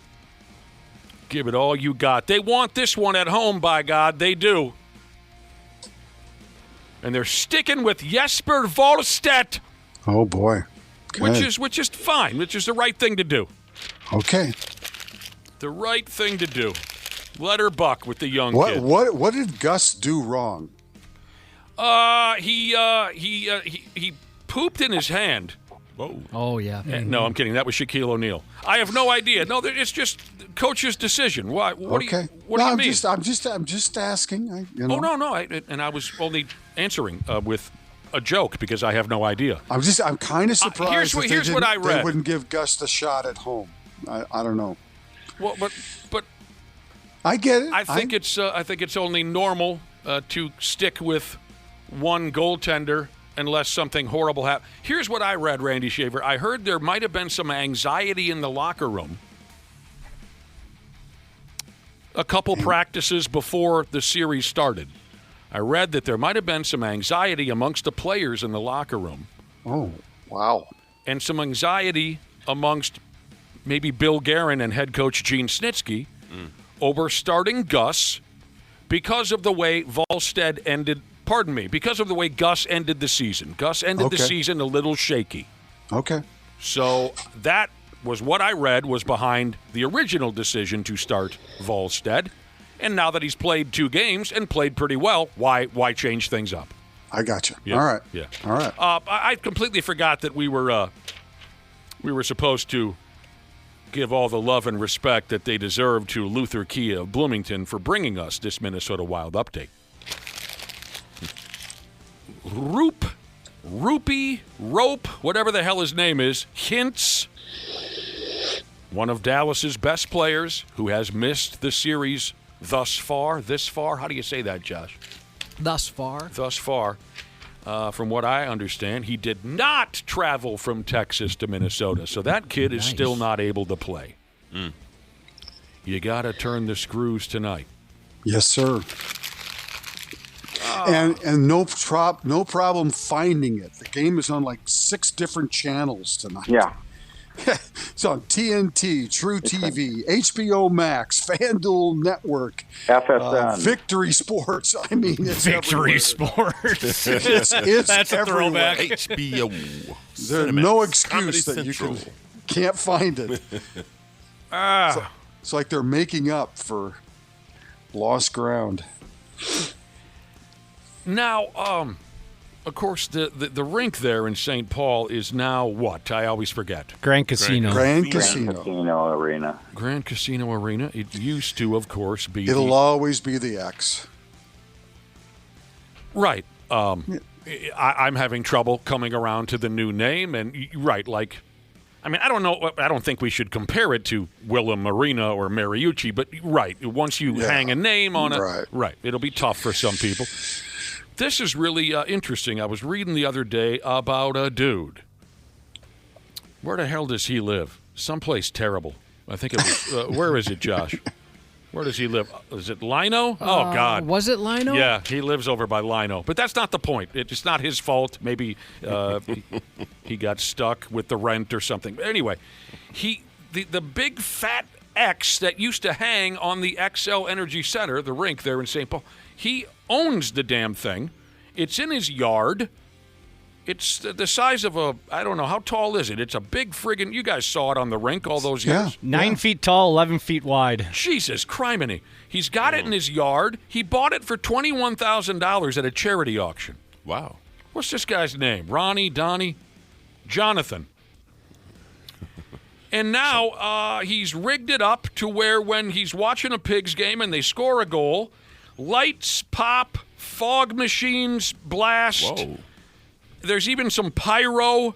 The whole neighborhood comes over. Boy, I bet they love the late night games. Oh, it's really cool. It's awesome. It's better than I even pictured. It looks like a WWE entrance. It does. It looks like he does this for a living. Mm-hmm. The horn goes off. Does the horn go off? Yeah.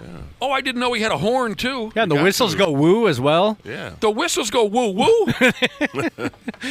That's early in the morning. I think you're right about that. I think the whistles do go woo-woo. Mm-hmm. I didn't know he had the horn going. Yeah, this is on our website. Yeah. This is it. There goes Gotta the do fog. It. Otherwise, it's not a score if you don't do it.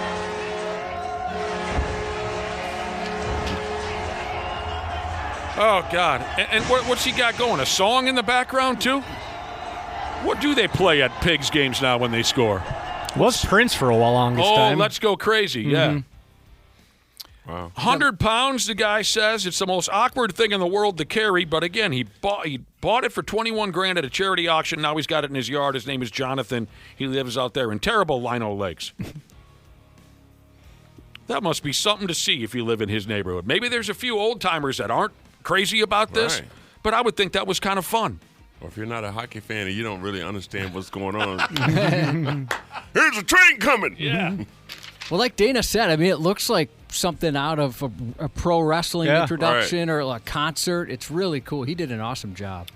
Dude says it's just something fun I can do to help distract myself from being so damn nervous about all these hockey games. And he does think it's very important that the Pigs get rid of these Dallas Stars as quickly as possible. I bet he never thought he'd use it so much in that first game, right? Mm-hmm. Your friggin' Halloween decorations look like crap now, Josh, compared to this guy. Yeah, I can't even call them decorations next to this. That is something. Tampa Bay won last night. That's the Lightning. Boston Bruins beat Buffalo. Utah won a game. Colorado won. Avalanche fans. They've only won, I think, twice, 2-1. Yeah. And this was overtime last night, too. They're winning close hockey games. Yeah. LA's giving them all they can handle. Last night, Avalanche fans caused a section of plexiglass to shatter behind the LA Kings bench. What a dork-ass thing to do, but that's hilarious. I think the game was tied 0-0 when it happened, too. It's not like it happened after a goal or something crazy. I think what happened was the stinking Colorado goaltender stopped a penalty shot. Oh, gotcha. And so there's some grown folks behind the Kings bench just railing on the glass, rocking it back and forth, and it finally gave way. And, I mean, it shattered and spilled all over the damn place. Kings players were shaking plexiglass out of their sweaters. Yep. Do we have this up on our website? Yes. It was all over the coach too. It Coach? just, the whole thing just fell on him. Right down the back of his pants. Some of it got in his ass crack. Wow. I don't know. You tell me. I got a theory here, or I got a stance to take, or whatever you might call it. You know how once you turn 12, you shouldn't be able to bring a glove into the stands at a baseball game? You don't like that. Or wear a jersey when you're older than 18. Uh-oh. Do you have one on today? No. I've stopped wearing jerseys to work. I've learned my lesson. Wow. Okay. Until football season starts, right? Yeah, that's a good point. Yeah. One thing I'd never done is wore a jersey that had a different name on it. If it wasn't my name on it, it didn't go on my back. You've never worn – there's no player I've never worn a jersey with another player's name on the back. Well, you don't wear your own jersey around town, I hope. Sometimes I did. Feeling pretty good about myself at one point. They're all hanging in my garage now. Who would be the player, if you ever were to pull a jersey over the top of your head, who would be the guy that you would show that respect to, or whatever you want to call it? Doug Williams. Doug Williams. Absolutely. That's an awesome answer. Yeah. Oh, he's down from my hood, man. I was just going to ask. My sister and he's from your neighborhood. Mm-hmm. Doug Williams. Yeah. That's the coolest thing I've heard all day, because I love the story of Doug Williams. Doug Williams is a good person. He's a good man. He was a great quarterback, and he was a giant dude. He was a big guy, man. For his era, there weren't a lot of quarterbacks his size. No. The only unfortunate thing was he had to go to Tampa Bay. Yeah. Other than that. Wow. So, again, some folks say once you hit puberty, you shouldn't bring a baseball mitt to a baseball game. Randy Shaver says if you're over 18, don't be wearing a jersey. I also say once you're a legal adult, you're not allowed to bang on the glass at an NHL game more than once. You can give it one hard slap. Right. But if you're an adult, you got to stop after one. Right. Grown glass slappers have always you just said grown glass slappers. They've kind of annoyed. I find that to be kind of annoying to be a grown person and you're ding ding ding ding ding. You know what I mean? I never get it. I'm almost part of the game. So that's a nickname for somebody, a glass slapper. That's a thing for me. I'm not saying it's right or wrong. I'm just saying it's a thing for me. No, it is. Sir, you paid to be here. Sit down.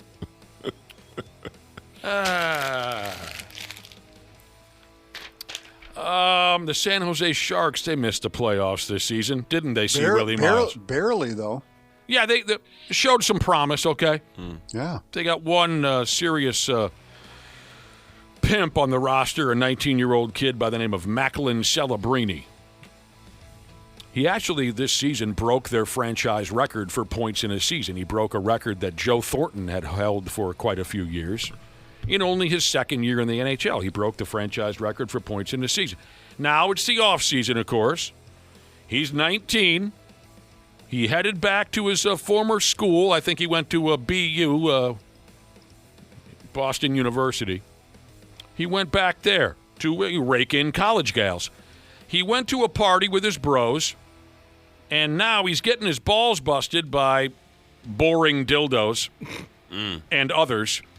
For being caught on video doing a keg stand at a beer party.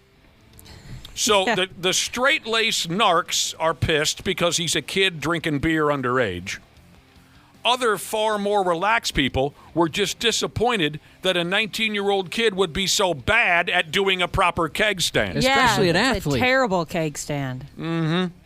I'm sure this dude could easily just do a regular handstand. Like, why can't you do a cake stand? Maybe he had a couple before that was taken. Maybe he has equilibrium issues or something. You mention him having a couple before that. Yeah, it looks like he definitely has been drinking all day. All day. I'm saying he's been drinking since the final horn of the final regular season. Yeah, this is up on 93x.com if you want to look at it. For a 19-year-old, yes, I would expect a better keg stand out of a 19-year-old. Yeah, but like people that are mad that he's drinking under. What do you think happens at college? Right. That's like one of the drink at 19 points. in Canada. The article said. Oh, right. Yeah. Uh-huh. That's a great point. I drove to Canada to do that when I was 19. Oh God! I had friends when I was 19 that did that same thing for spring break, and they said, "Well, yeah, because we can drink up there."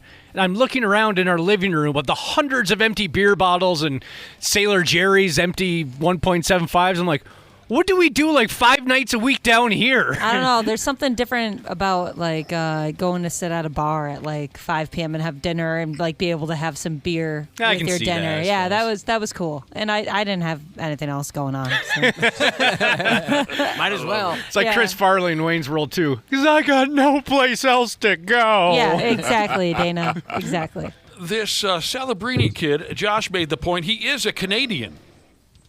Right? He was born in Canada. Yeah, he's Canadian. So he's legal to drink. Yeah, a lot of people jumped on social media and said he had lackluster keg stand skills. I was never very good at it either. I never tried. I couldn't hold myself upside down like that. I would get sick. Mm-hmm. I'd feel sick. I'd always get it in my nose. I had a couple of buddies. You could hold them upside down for 25 minutes if you wanted to. Jeez, that's impressive. That was legendary in St. Cloud. Were you pretty good at it? Oh, I never did it. I've that's right. seen You weren't it done. a They were legendary. I forgot you weren't a drinker. Yeah. Some of those fellers could hang upside down for. Hey, the Twins are playing on the road in New York against the Mets, and the boys came up with a nice comeback win. That scared me to death. Me too. It was clear that the Mets fans at the ballpark weren't exactly thrilled by what they saw. Geez, they've lost 12 in a row now? Yeah. But Devin Williams, what a terrible signing by the Mets. He's just been horrible. Horrible. He got booed pretty... Oh, he's been so bad. I'm going to go with thoroughly is the word. He was thoroughly booed by the Mets crowd. They were very vocal last night, the small amount of people that were at the ball game. They were upset. It was a thrilling win for the Twins, though. They broke up their own 4-game losing streak. The final was 5-3. Buxton hit a dong. Luke Keishal had a couple of clutch hits. A real nice effort. But the Mets now, this is their longest losing streak since they dropped 12 in a row, which is where they're at now. Longest losing streak since they dumped 12 in a row in the year of 2002. And just for the record, no team has made the playoffs after a season in which they lost 12 in a row. Yeah.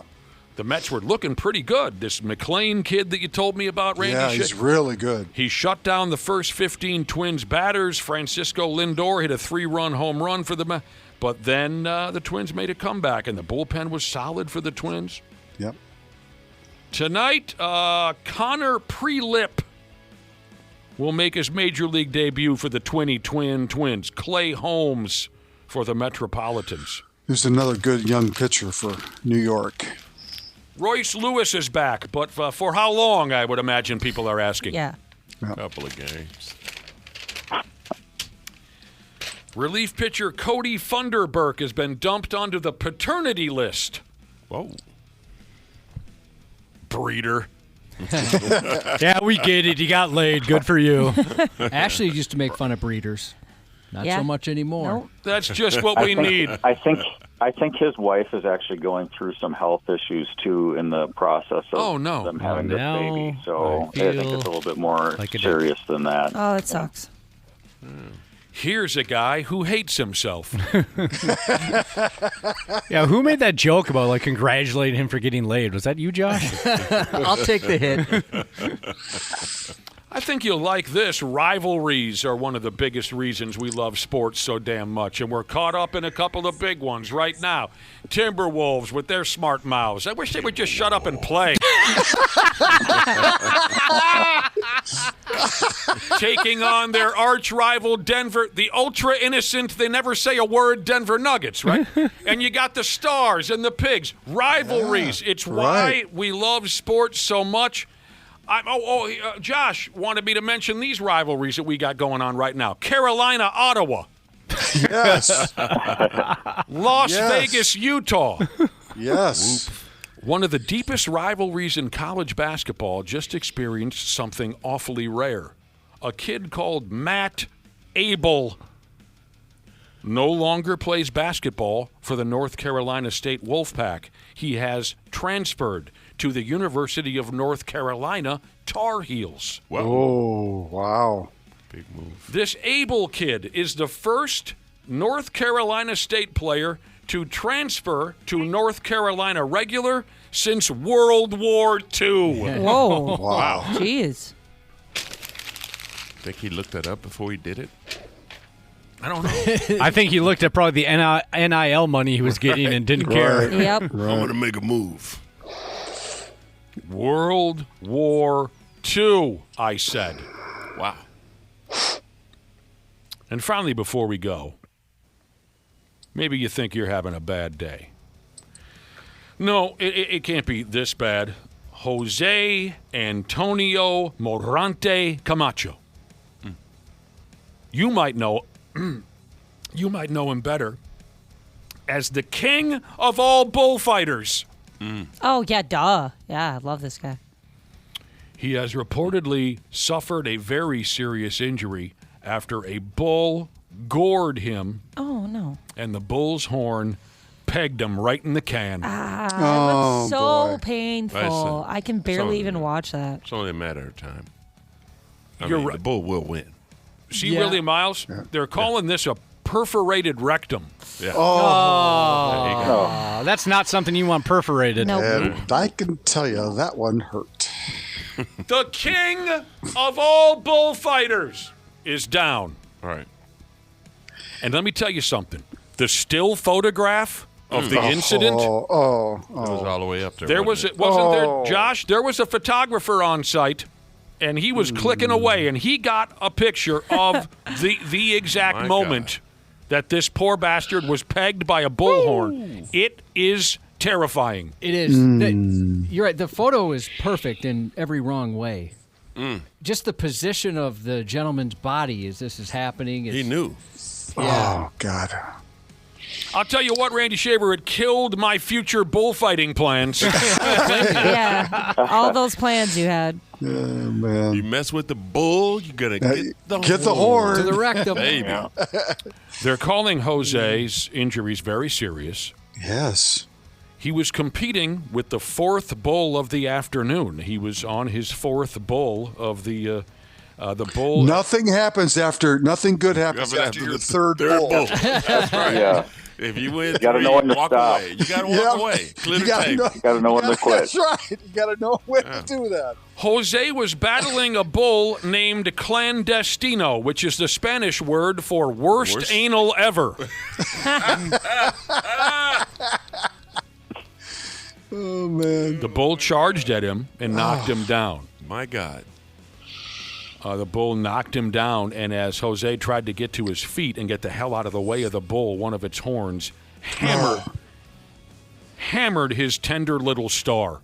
Oh, my God. New guy was in the corner puking his guts out. Don't blame him. Next thing you know, grossed out doctors had to up and perform a 2-hour surgery to put his broken anus back together. That's what happened to Oh, my Jose gosh. and to the king of all bullfighters. No, my only association with a bull, I'll tell you a quick story. I was out in Vegas doing a event for the PBR, and the guy asked me if I wanted to meet Earthquake. I swear I thought he was talking about the comedian Earthquake. Oh, sure. It was a bull named Earthquake. I went down, and this is a true story.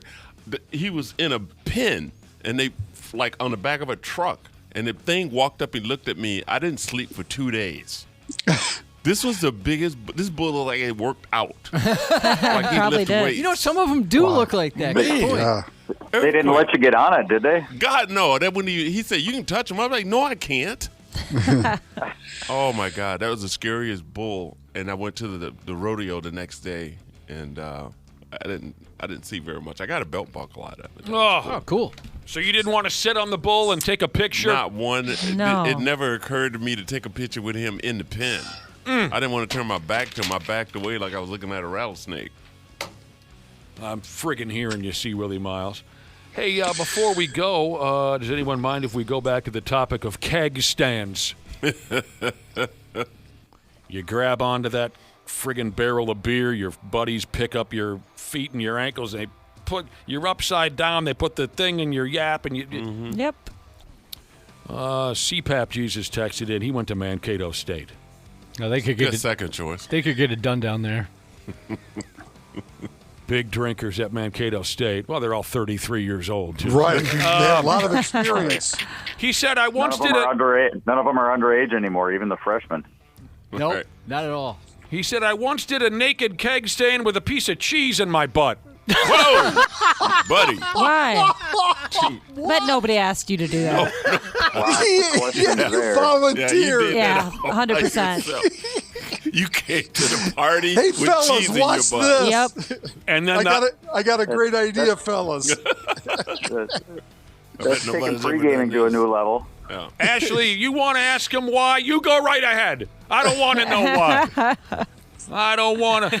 Can I tell you something? So you remember you were in St. Cloud. There's a house there called the Castle. Sure.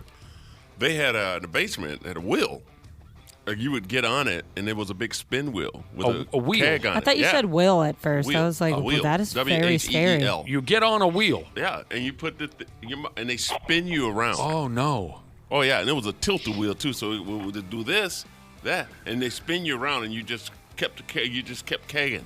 Oh, Lord. That sounds terrible. So they enjoyed cleaning up vomit? Apparently. Because there's no way I'm going to be able I can't believe that house is still there. Jesus, that house has seen some things. It's seen some things. You want me to binge drink, I'll binge drink, but no one's going to be spinning me in a circle while I do it. You know. Oh, my God. These guys, they tried everything. Randy Shaver and Brad Ryder, enjoy Draft day. It's draft day tomorrow. Nick, what time is your party tomorrow night? It's draft day. Stop yelling at us. Stop yelling draft day. Draft day, draft day. Great movie. But it's not draft day tomorrow. Yeah, the NFL draft day. It's draft eve. I was saving it all for tomorrow. Yeah, Draft day. He's got his full seven-round mock draft ready to go. We can talk all about it tomorrow. You frightened me by shouting draft. I thought maybe I was wrong and it was tonight. It's tomorrow. Keep it in your friggin' pants over there. This is going to be NFL draft headquarters. No question about it. Draft day, draft day. Why do you keep saying that when it's not draft day? Quick shooter?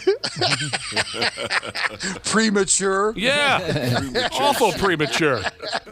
Premature draft day. What was that comedian who said, I saw a comedian who said, every once in a while I'll watch an ad on television about men who suffer from premature ejaculation. He said, I don't know if suffering's the right word. Those aren't tears. Oh. See you later. See ya. All right, tomorrow we'll talk about the end of it. More with C. Willie Miles when we come back in a few minutes. The 93X Half-Assed Morning Show. What's going on, podcast pimps? Dana here to once again sing the praises of Standard Heating and Air Conditioning. I got on the ball early. I already got my AC tuned up for summer, and I think you should too. An AC tune-up means better efficiency, fewer breakdowns, and peace of mind before we get choke slammed with heat. And right now, it's their early bird special. $45 off an AC tune-up or $90 and you add your furnace in as well. Smart folks like me don't wait for the first 80-degree day. We plan ahead. Book by May 25th and check it off your list at standardheating.com. Providing the comfort you deserve since 1930. Years of hard work, and now you've got pain in your back, your shoulders, your knees, maybe your joints. You need help. Randy Shaver here with the answer. Dave Bialke. He's got over 30 years experience in getting workers' compensation benefits for people just like you. Don't suffer. Call Bialke Law today. 763-571-2410 or go to bialkelaw.com. That's BIALKE law.com. And it spells relief for you. The countdown is on for the 2026 NFL Draft presented by Bud Light. Catch all 7 rounds, 3 days, live from Pittsburgh, April 23rd through 25th. Watch every pick live on NFL Network, ESPN, and ABC. NFL Network is also streaming with NFL Plus. It all starts Thursday, April 23rd at 8 p.m. Eastern. Visit NFL.com/draft for more information. Subscription required for NFL Plus. Visit plus.nfl.com for terms. Half-Assed Morning Show. 93X. Yeah, I got you. I'm following so far. C. Friggin' Willie Miles has upped and joined us today on the program. Smooth up in her. That's what you are. Thanks for listening, everybody. You know we appreciate the hell out of that. C. Willie, and all of y'all, there's a new vibe going around. Can I let you in on it, C. Willie Miles? I'm all for a new vibe, babe. We ought to get on board with this, or we will be cast out of town. Isn't that how they used to do it? They'd put a sign on your chest that said "Jag off," and they'd cast you out. You're out. They'd walk you to the city limits. Excommunicate you. You're done. Yeah. That's right. Right, like Michael Jackson. Beat it. We ought to get on board with this. There's an anti-modern technology movement. People have had enough? That's what it sounds like to me, Dana. People have had enough with all the, I got my phone in one hand, I got my iPad in the other, I got my earbuds going, I got my my laptop, I'm this, that. There's an anti-modern technology movement going, Josh, and it's time to pick sides. Well, I got to tell you, I've had to scold my family a couple times. We're going to watch a family show, and everybody but me has their phone in their hand. Oh, I hate that. I'm like, can we just watch this? It's a half-hour show, which means a 22-minute show. Right. Can we just watch this to get? You guys have to be in your phones the whole time. Right. What kind of programming were you? Did you have lined up for the family that evening? Were you gonna? It was a fun family comedy. Tell me about it. We watched Scrubs. Oh. And then we watched Animal Control. Right. Yeah, That's a wholesome night of programming. Yeah, I don't need a phone to watch Scrubs. Yeah, That's a good show. You can't handle 44 minutes of comedy. Even when I'm alone, I'll be like, all right, don't pay attention. Like, you've been waiting for this to come out all week. Put your phone away. So you're not constantly playing with your cell phone over there, Ashley, when this or that happens? I try not to. The only time we'll do it is we'll pause it and go, where do we know that guy from? Yeah, Exactly. that's always fun. Next stop, Wikipedia. Yeah, or IMDb or something. Right. All right, so here's what's going on. And it's only a matter of time. Things go one way, and then they go the other, and then things come and go. You know what I'm trying to say. Right.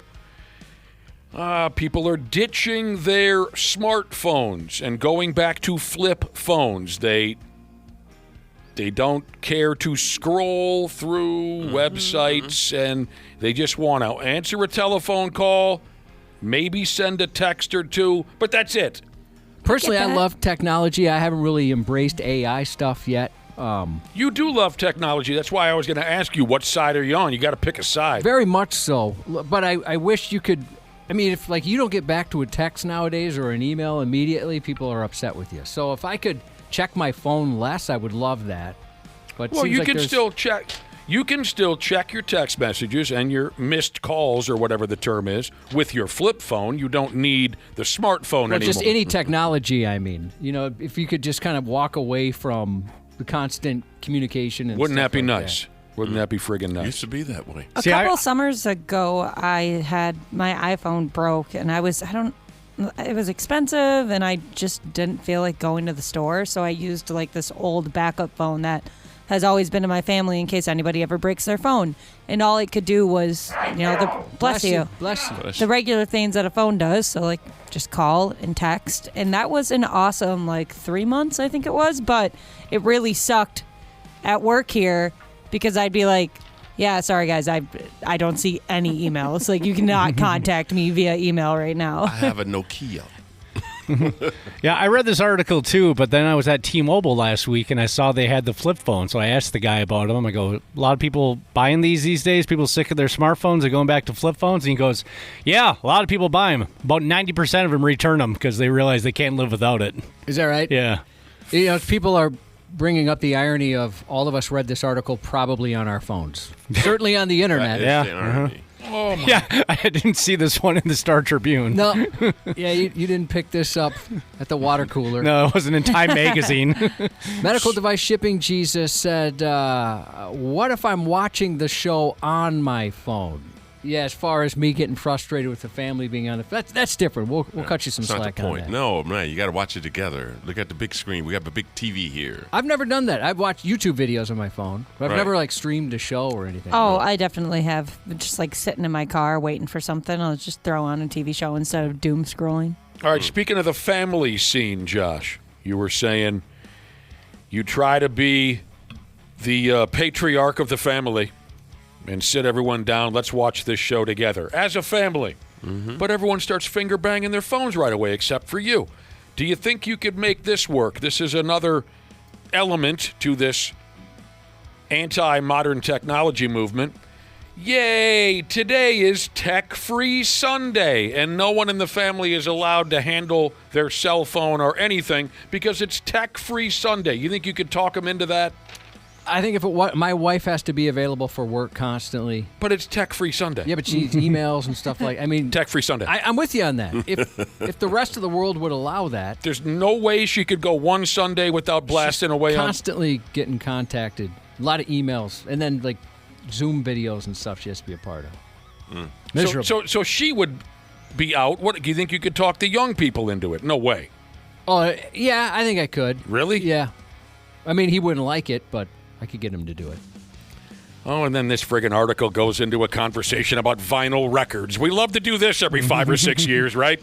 We love to do the vinyl record thing every 5 or 6. Oh, I just read an article today talking about how there's even a bigger surge than what was already going on. Oh, stop it. I even half thought about it because a couple of listeners were kind enough, like Medical Device Jesus, to get me some records, and I thought, well, now that I got a couple, maybe I'll pick up a couple more. I haven't done it yet.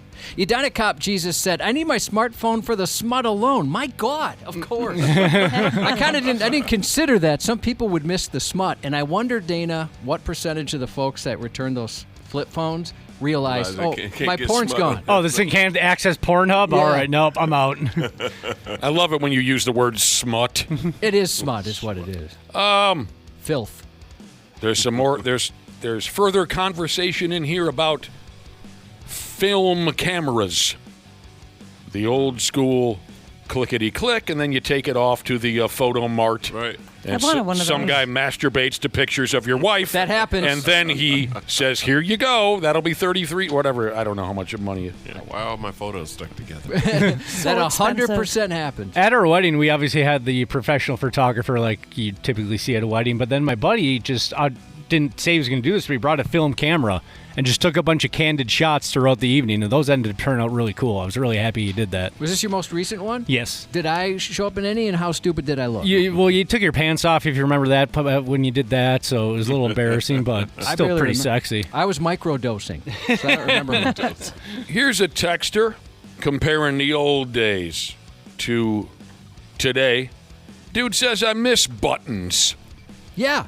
Right. I don't think I'm not ready for an electric vehicle, but that's one of the things I wouldn't like about it is it's, as much as I love technology, it's like a big iPad and that's it. I like having knobs and buttons and stuff like that. Dude says, I miss buttons, touch screens, and autocorrect are ass.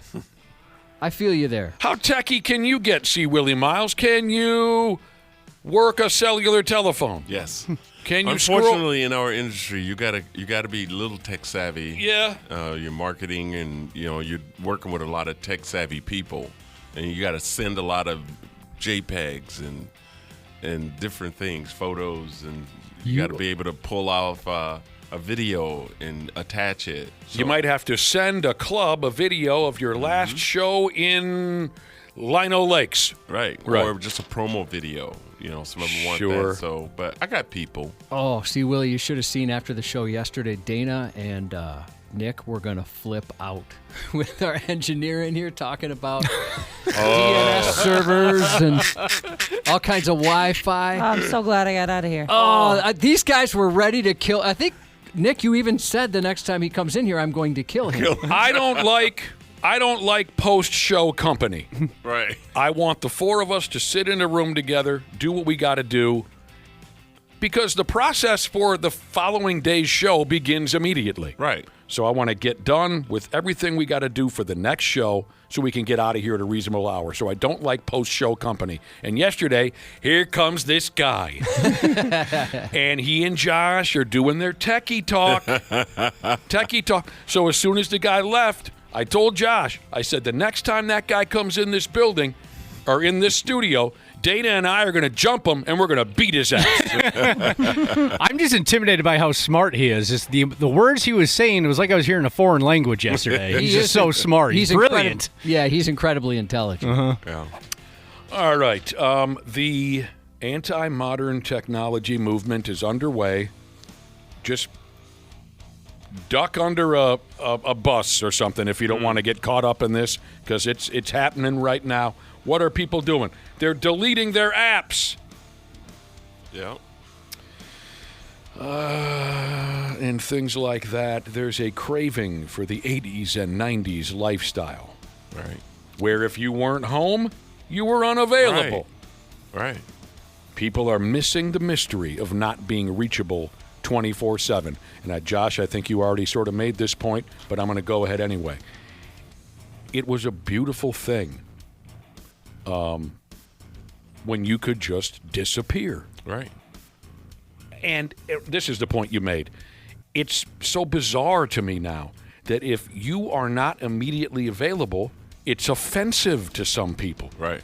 Where when I was a 25-year-old guy, there were times when my closest friends and I didn't talk for 5 or 6 days. Exactly. And that's fine. Yeah.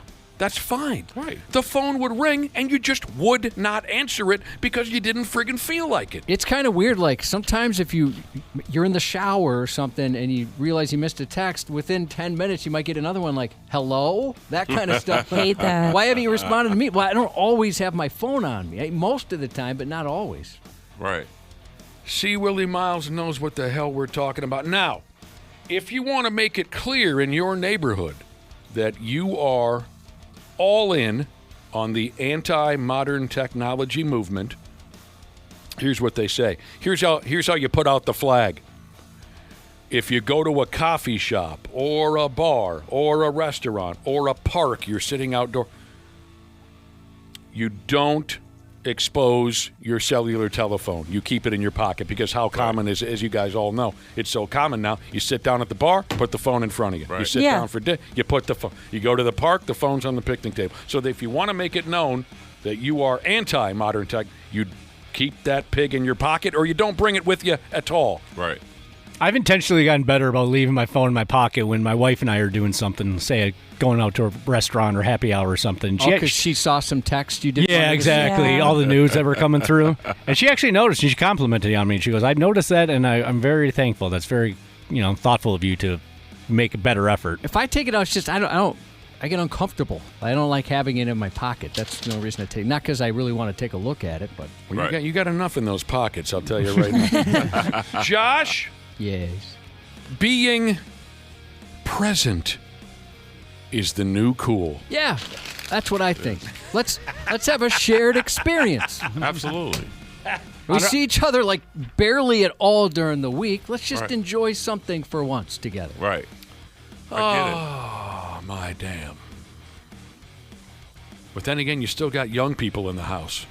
Once they're gone, ooh, I bet you're scrolling on that cell phone. I do wonder if we're just going to be not talking at all. Yep. You'll be Maybe back. she'll text me as I'm sitting right next to her. Yeah, my wife and I will have moments, not even moments, like hours, where we'll just sit out back without our phones and have those decompression. We call them decompression days. This is a while back when I was touring heavy, and we used to do that. She was working, she worked for corporate America, and she has issues like I have issues when I'm traveling and doing shows and something doesn't go right, and we sit and discuss it, and then after a while, that's about an hour and a half, then we just go back to our regular scheduled program. Isn't that kind of how it goes? Yeah. Jaw jack for a little while? Absolutely. How you feeling? How you doing? Anything happened today? And then you go to the two rooms that are furthest apart in the house. Absolutely. If my wife's in this corner, I go to the far opposite corner. That's how we end the night. There was a statement that was made once, and I don't know who said it, but it was my wife and I looked at each other and said, "That is us." It's like you can, you're with the right person when you can sit on the couch next to each other and not say a word for an hour and a half and get up and think that was the best conversation ever. Yeah. If you're comfortable with the silence, Right. that's a good sign. Exactly. I don't think that's a bad sign. No, that's a very good sign.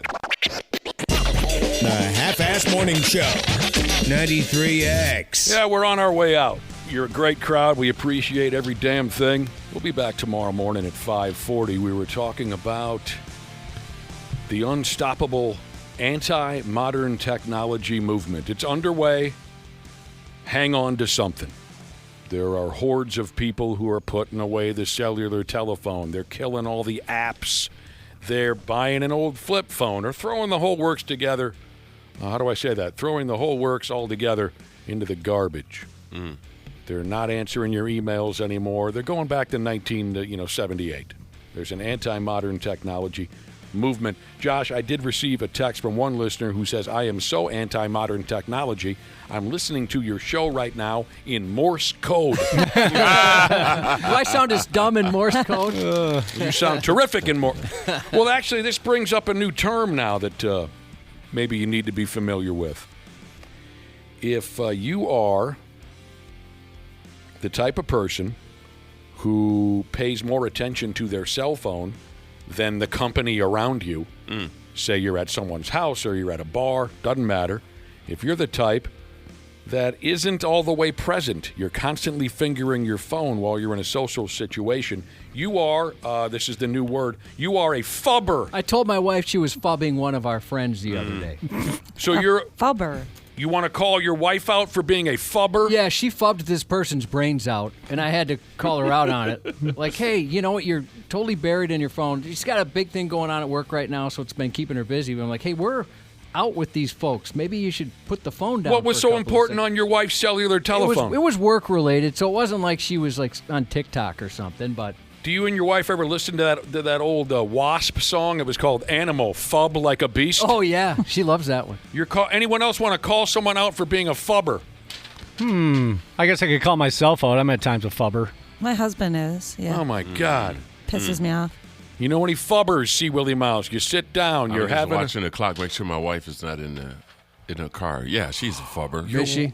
Your wife is a phubber. Yeah, sometimes when we're eating dinner, I'll put our plates out because I'm the chef at the house. So I put our food on the table. If I put it on the table, you can't bring your phone. Okay. That's the only way I can get it.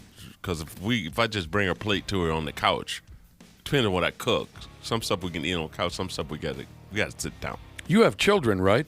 No. So she's a mother phubber. Right. Children. I have grown adults. Josh, where did that one go? That was a pun. I liked it, yeah. I liked the mother phubber. Sorry. Mother phubber. I was looking at everybody else's reaction. You know, that was good. Yeah, my husband's is always work, though, so I can't, get too mad about it, I guess. Because I'm like, hers is too, I but can't. I'm like, didn't you knock off at 5? Right. Yeah, exactly. At I do some point, say the same thing. You can't be responding to people after 5. They get used to it. Thank you. I'll say exactly. That's what I tell him. I'm like, don't you guys have a cutoff time, like when you can put in orders? And he's like, yeah. And I'm like, what? Do you ever tell them that? And he's like, no. I'm glad. But he's in sales, so he always says I want to keep him happy. Right. So I'm glad you said that, C. Willie Miles, because we have to stop using that as an excuse. If we want to be part of the anti-technology movement, you make that decision on your own. But if you want to be part of the movement, we have to stop saying that. We say that all the time, don't we? Well, yeah, I did send a text or I did send an email, but it was for work. Well, if it's 7, 8, 9 o'clock at night, you should have put a lid on that. But people lose their phubbing minds if you don't get back to them, even if it's outside of normal work. Yeah. Well, let them lose their phubbing minds. You got to set the tone right at the beginning. What the phub do you care? You've been working at this company for 30 phubbing years already. Phub that guy. Yeah. Phub all of them. Phub all of them. Phub you. Phub you and phub you. You're cool. Phub you. Yeah, so what if you don't get... Let's try to make a point. So what if the other person on the other end of the line gets pissed off? Well, what if it's you? What if it's... You're not going to offend me at all, Josh, if I send you a text at 8 o'clock and you don't get back to me. Can I tell you how fubbing nervous I was with all that phub stuff we said? In my head, I'm thinking, too. don't say the other word. Don't say the other word. I had my hand ready to go on the dumb button. Did you really? Yeah. Wow. I never had a friggin' doubt. No, me neither. Never had a friggin' doubt. Phubbing. Fubber? No. Phubber? PH. Oh. Fancy. Oh. You start with a PH, you end with an ubber. Well. Maybe it's, I don't know. Because it's for phone, right? Wow, I'm You dumb. could have given me all day on that one. I'm glad we have you. That's why maybe it had French origins or something like that. Yeah, like Price Fister. Yeah. I remember those commercials. Right. When you're out and you're with people and you're still playing with your phone, you are a phubber. And you got to change that. Right. Well, I think that if we could all, let's just mutually agree. You do your best. But if somebody doesn't get back to you, it's not because they're mad at you. They're not trying to phub you over, nothing like that. No, not at all. All right. That is that. Thank you, C. Willie. Thank you very much. I'd like to let everybody know that I'll be back at Crooners on Mother's Day. Oh, right. Yeah. So I have a Mother's Day show. It's almost sold out, though. But here's the good news. I'm back there on Wednesday in the main room doing my show for the big, huge festival that's coming to Crooners Comedy Festival. 5 days, 40 comedians from all around the country. Man, Outstanding. that's awesome. Outstanding. And Canada. Keep us all posted on this. Absolutely. Please do. All right. Thank you very much. Absolutely. Before we go, happy birthday to Fix It Mitch from his least favorite coworker. Hope it's a fubbing good one. The 93X Half-Assed Morning Show. What's going on, podcast pimps? Dana here to once again sing the praises of standard heating and air conditioning. I got on the ball early. I already got my AC tuned up for summer, and I think you should too. An AC tune-up means better efficiency, fewer breakdowns, and peace of mind before we get choke slammed with heat. And right now, it's their early bird special. $45 off an AC tune-up or $90 and you add your furnace in as well. Smart folks like me don't wait for the first 80-degree day. We plan ahead. Book by May 25th and check it off your list at standardheating.com. Providing the comfort you deserve since 1930.